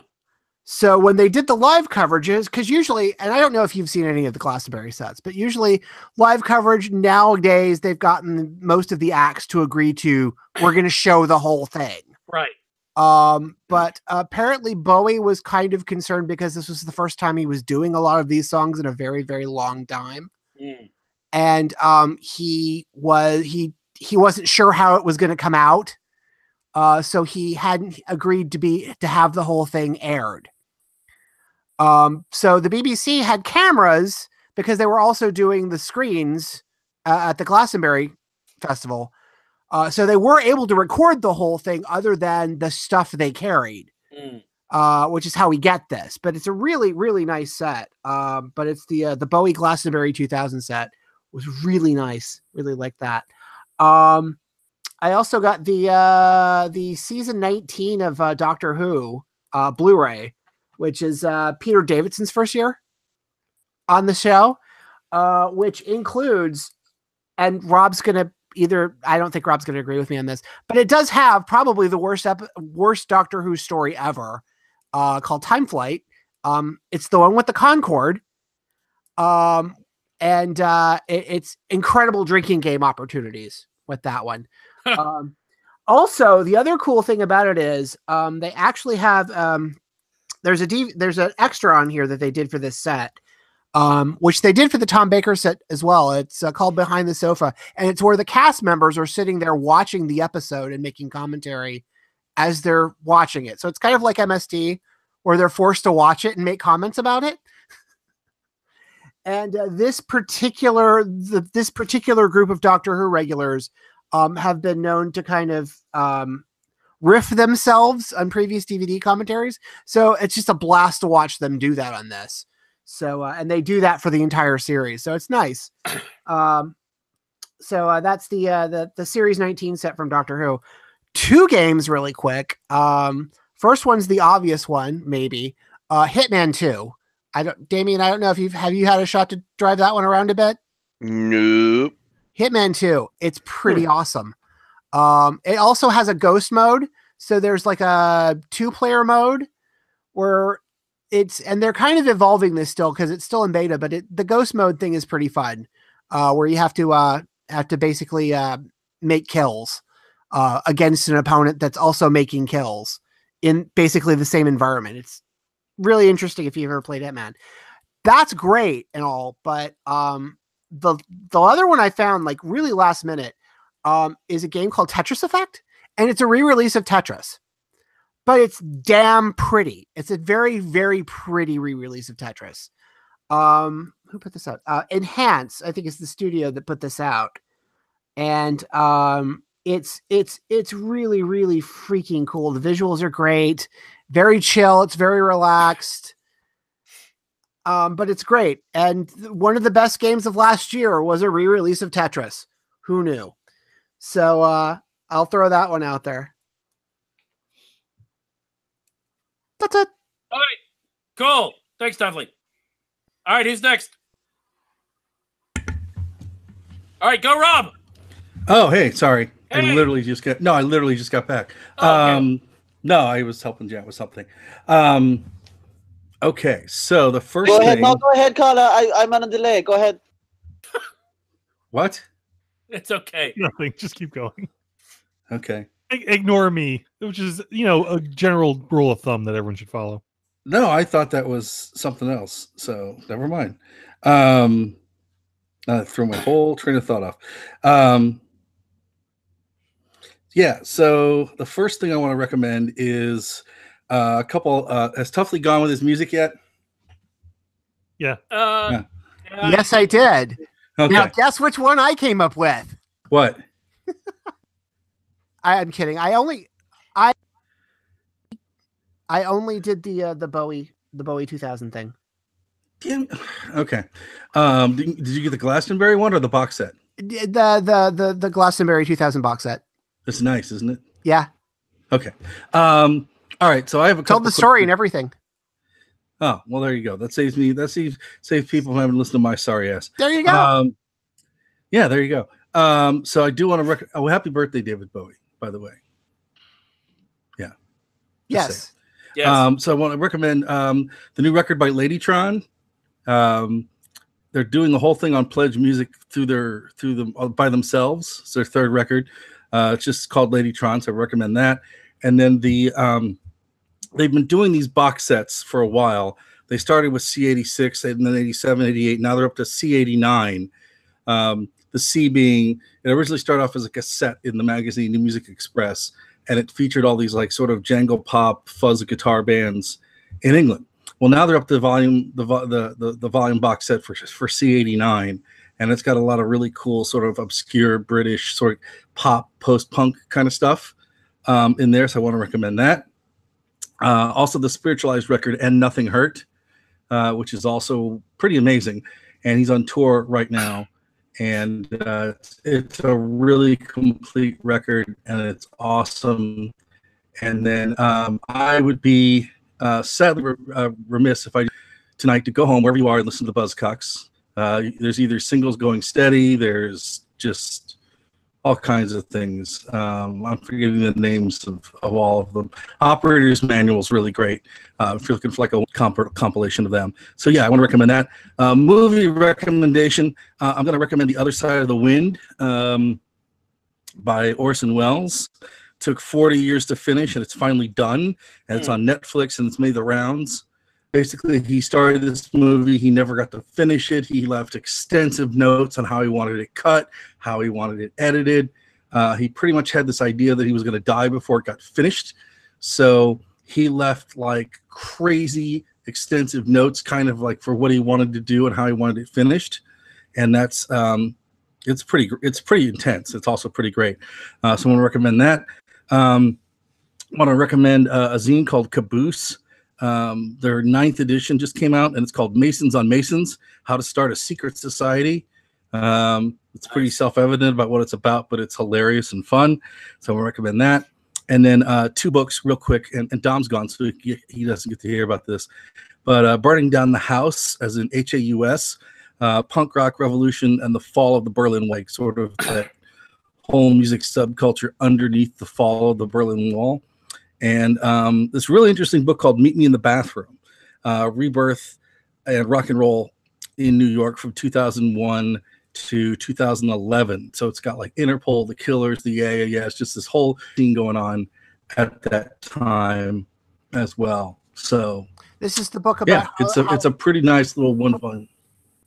This is the book about how the Strokes hated everybody else, right? Yeah, kind of. Yeah. Okay, I read that one. Do not come off as the nicest people in the world. Yeah, they do not people in the world. But to be fair, people were just piling on about the Strokes at this point too. Everyone's like, "Oh, the Strokes are the greatest thing since sliced bread." That was the thing that I remembered about that book, where occasionally there'd be it was Yeah, nobody liked the Strokes. There's a, and there's a lot in there about the White Stripes. Whole section about the White Stripes and the Strokes traded gigs, headlining gigs. When the White Stripes came to New York, they opened for the Strokes. But when the Strokes went to Detroit, they opened for the Whites. And pretty much anything you hear about Jack White and his huge ego is pretty much true. So, but there's a lot of other interesting things in there as well. So that's it. Cool. Thanks, Rob. Yep. All right, Damien, what do you got?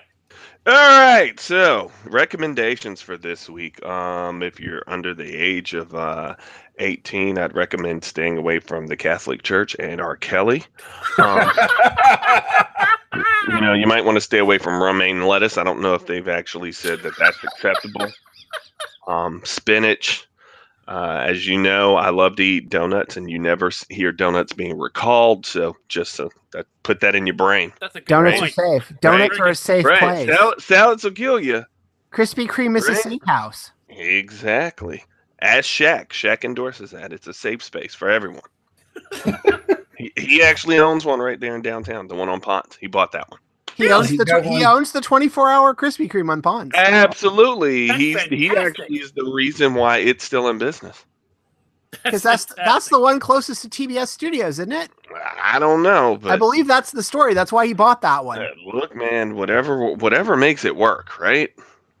Yeah. So first recommendation is it's a local coffee house right in the middle of downtown Austin, Texas on 9th Street called Medici Coffee. Fantastic. They saved my life a few weeks ago. Literally, they were housed at the corner of the building I was working out of, and absolutely delicious coffee. Their cold brew was fantastic. Their espresso was fantastic. Everything about it was really good, and it's a really almost like a little pop-up kiosk in a window of the building, like right on the corner. So shout out to Medici Coffee in Austin. Movie recommendations. Spider-Verse for the people that have not seen it, because I keep getting people that do not watch films like that, like our office manager. So Nancy is very much a very much older person, and she went over the holidays with her kids and literally ran up to me this morning and was like, "Oh my God, have you seen Spider-Verse?" And I'm like, "Yeah." I'm like, "This is weird. Why is she coming?" And she's like, "You are absolutely the dad in that movie." And I'm like, "Yeah, but I'm really Uncle Aaron." We're not going to tell you that, right? But definitely, if you haven't seen it yet, because I actually got to go to the advanced screening. Atlanta had 2 advanced screenings, one at Phipps and one at Atlantic Station. And it was like at 9:30 in the morning on a Saturday. And walked out of the movie, and I was like, oh, yeah, everybody needs to see that movie. They did such a good job. And if you enjoyed the movie, definitely go back and get the reference material. Brian Michael Bendis did Spider-Man, where he ran through Miles Morales being Spider-Man and actually meeting the regular series Peter Parker. And they did that for Spider-Man 1 and Spider-Man 2. But also the whole Spider-Verse. There has now been a collected edition of that run. And the current runs of Spider-Man are doing Spider-Geddon, where Miles is leading one team throughout the Spider-Verse, and Doc Ock, as Superior Spider-Man, is leading another team of Spider-Men to go through the Spider-Verse to stop the threat. So there you have it on that. And a toy recommendation this week. This weekend, I picked up Hasbro's Marvel Legends released the Black Panther Wave 2 that came out this week. And so that consists of T'Challa in the vibranium armor, a regular T'Challa with a new Chadwick Boseman face sculpt, but also you get a T'Chaka in his kente cloth, and you get who else? Oh, you get Killmonger in the mercenary with the Demon Baboon mask with another Michael B. Jordan face sculpt that looks really, really good. You get a Andy Serkis Ulysses Claw that actually looks really, really good close up. And you get a Dora Milaje set that comes with 2 heads, actually 3 heads total. the additional heads actually look, the one for Florence Kasumba is the Dora Milaje officer who was with him in Civil War, where she had the face off with the Black Widow. Yes. Looked exactly like her.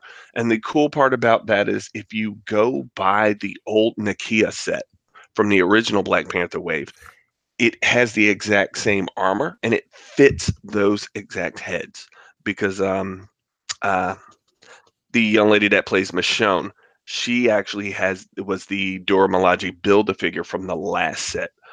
And she has a different armor as being the general, Okoye. And the Build-A-Figure for this set is M'Baku, Winston Duke.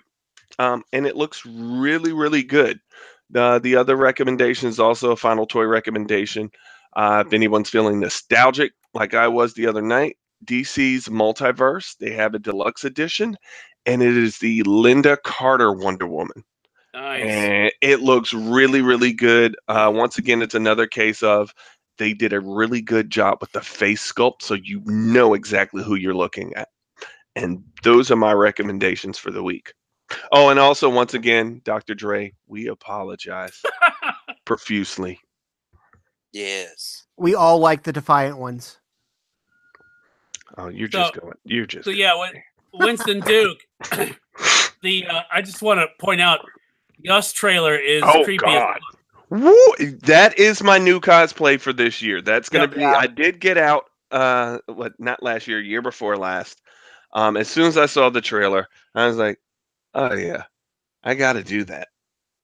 So that's gonna be at least one of my Friday night low-key cosplays. No. Okay. No. If not, I'm gonna walk around in that T-shirt and the glasses playing "I Got 5" on it by the Looney. Okay. Right. Yeah. Right. Absolutely. And they were absolutely talking about drugs in that trailer. I don't know what he's talking about. I'm lying to your kids, Winston. Yeah. You've had those conversations, right? Though. As I told you guys the other night, the fact that he made I got 5 on it made that creepy. Right. It's like, what the Jordan? Dude. Jesus Christ, dude. Use your powers for good. It came on the retro hip hop station, Backspin. LL Cool J runs it now. Yeah. And that song gets heavy rotation on that channel. And I promise you, it came on the other day, and that's like you cannot hear it the same.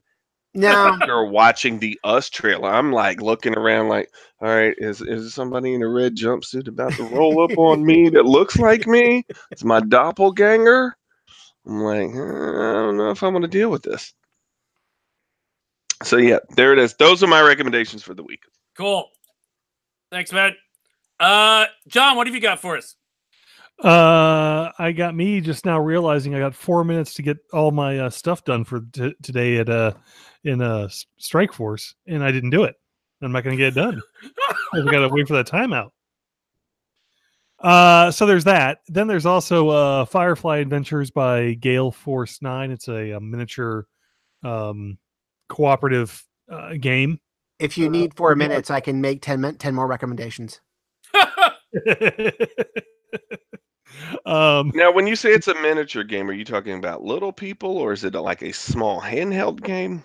No. It's a fairly large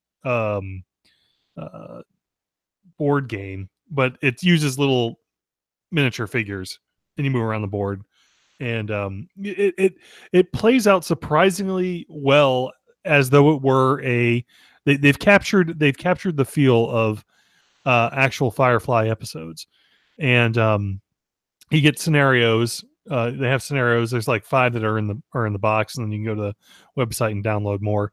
But you have an objective, and you have a certain amount of time to get everything done. Like typically, it's like 40 what they call moments for each character.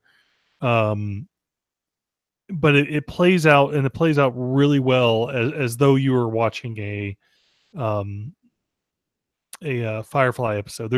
There's random things that happen, and there sometimes just like in the show, something will go horribly wrong, and then it's your sort of task to get out of get out of it. It doesn't necessarily behoove you to always just go in and start shooting all the goons.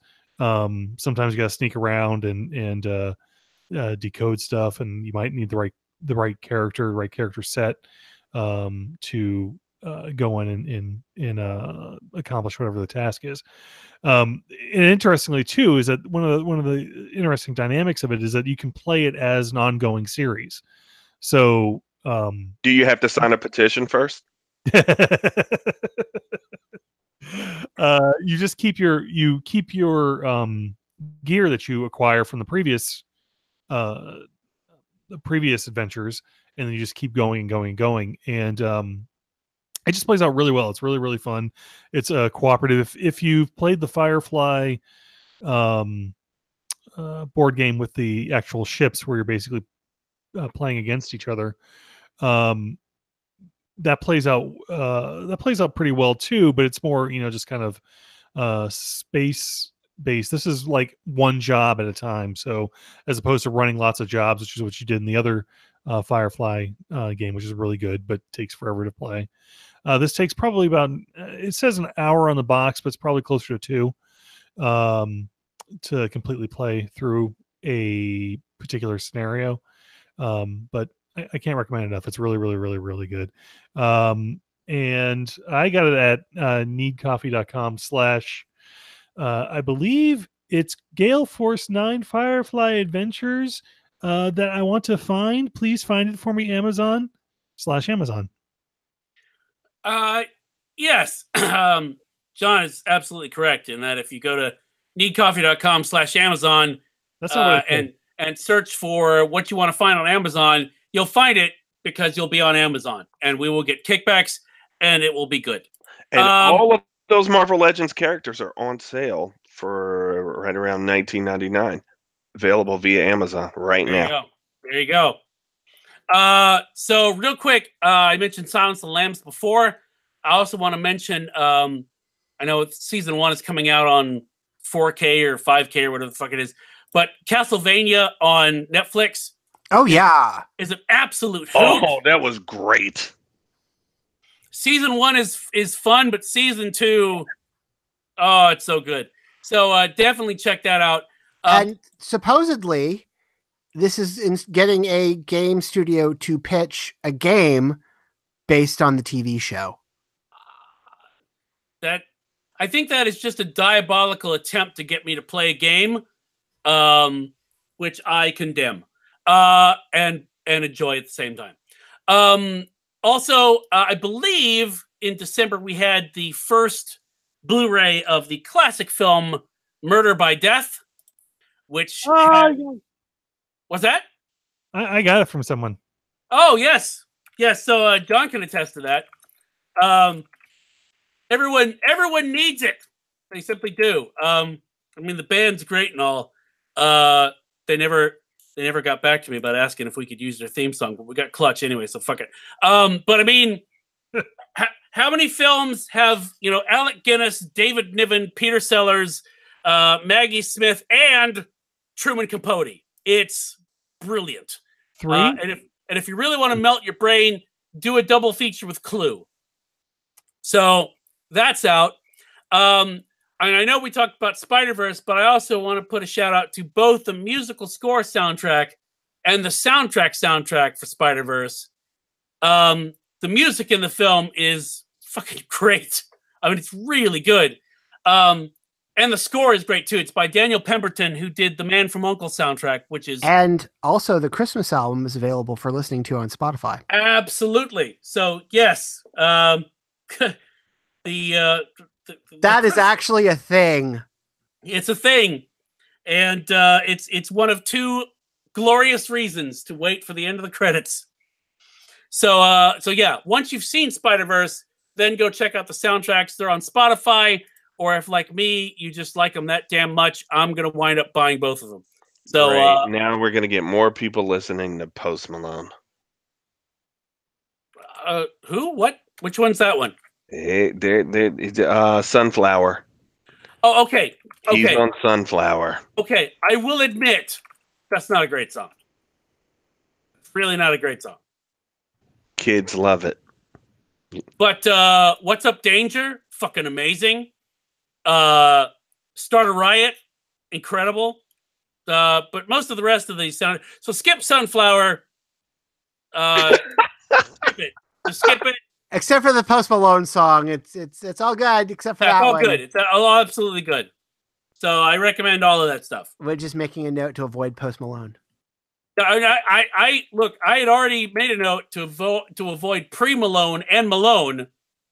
Bugsy Malone is okay, but Post Malone, fuck that shit.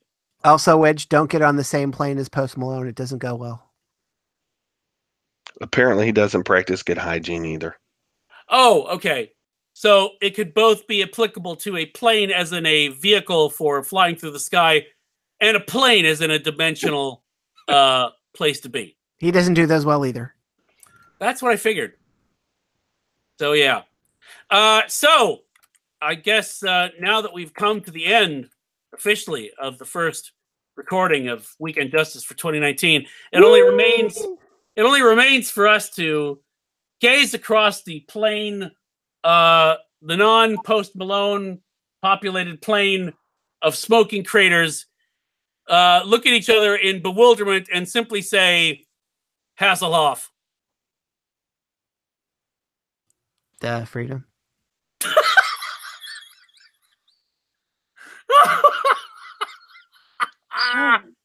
What would you little maniacs like to do first? Oh, that's where we're going. Okay, I'm just going to stick with Hasselhoff.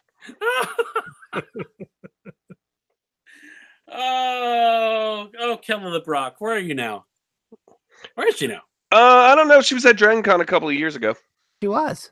Oh, wow. Yeah, Lisa.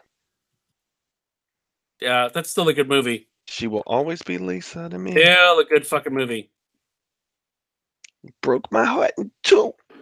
Broke more than your heart. Oh, it's fucking classic. It really is. All right, well, good night, gents. Yes, let us run away so we can pee and sleep and stuff. Not in that order. Let's do it in that order. Well, yes, let's restroom first, then sleep, not sleep and pee at the same time. Yeah, no, that's not good. Don't touch it again. Whoa. Okay, and on that note, good night. Good night. Good night. Thanks, guys. Bye. Bye.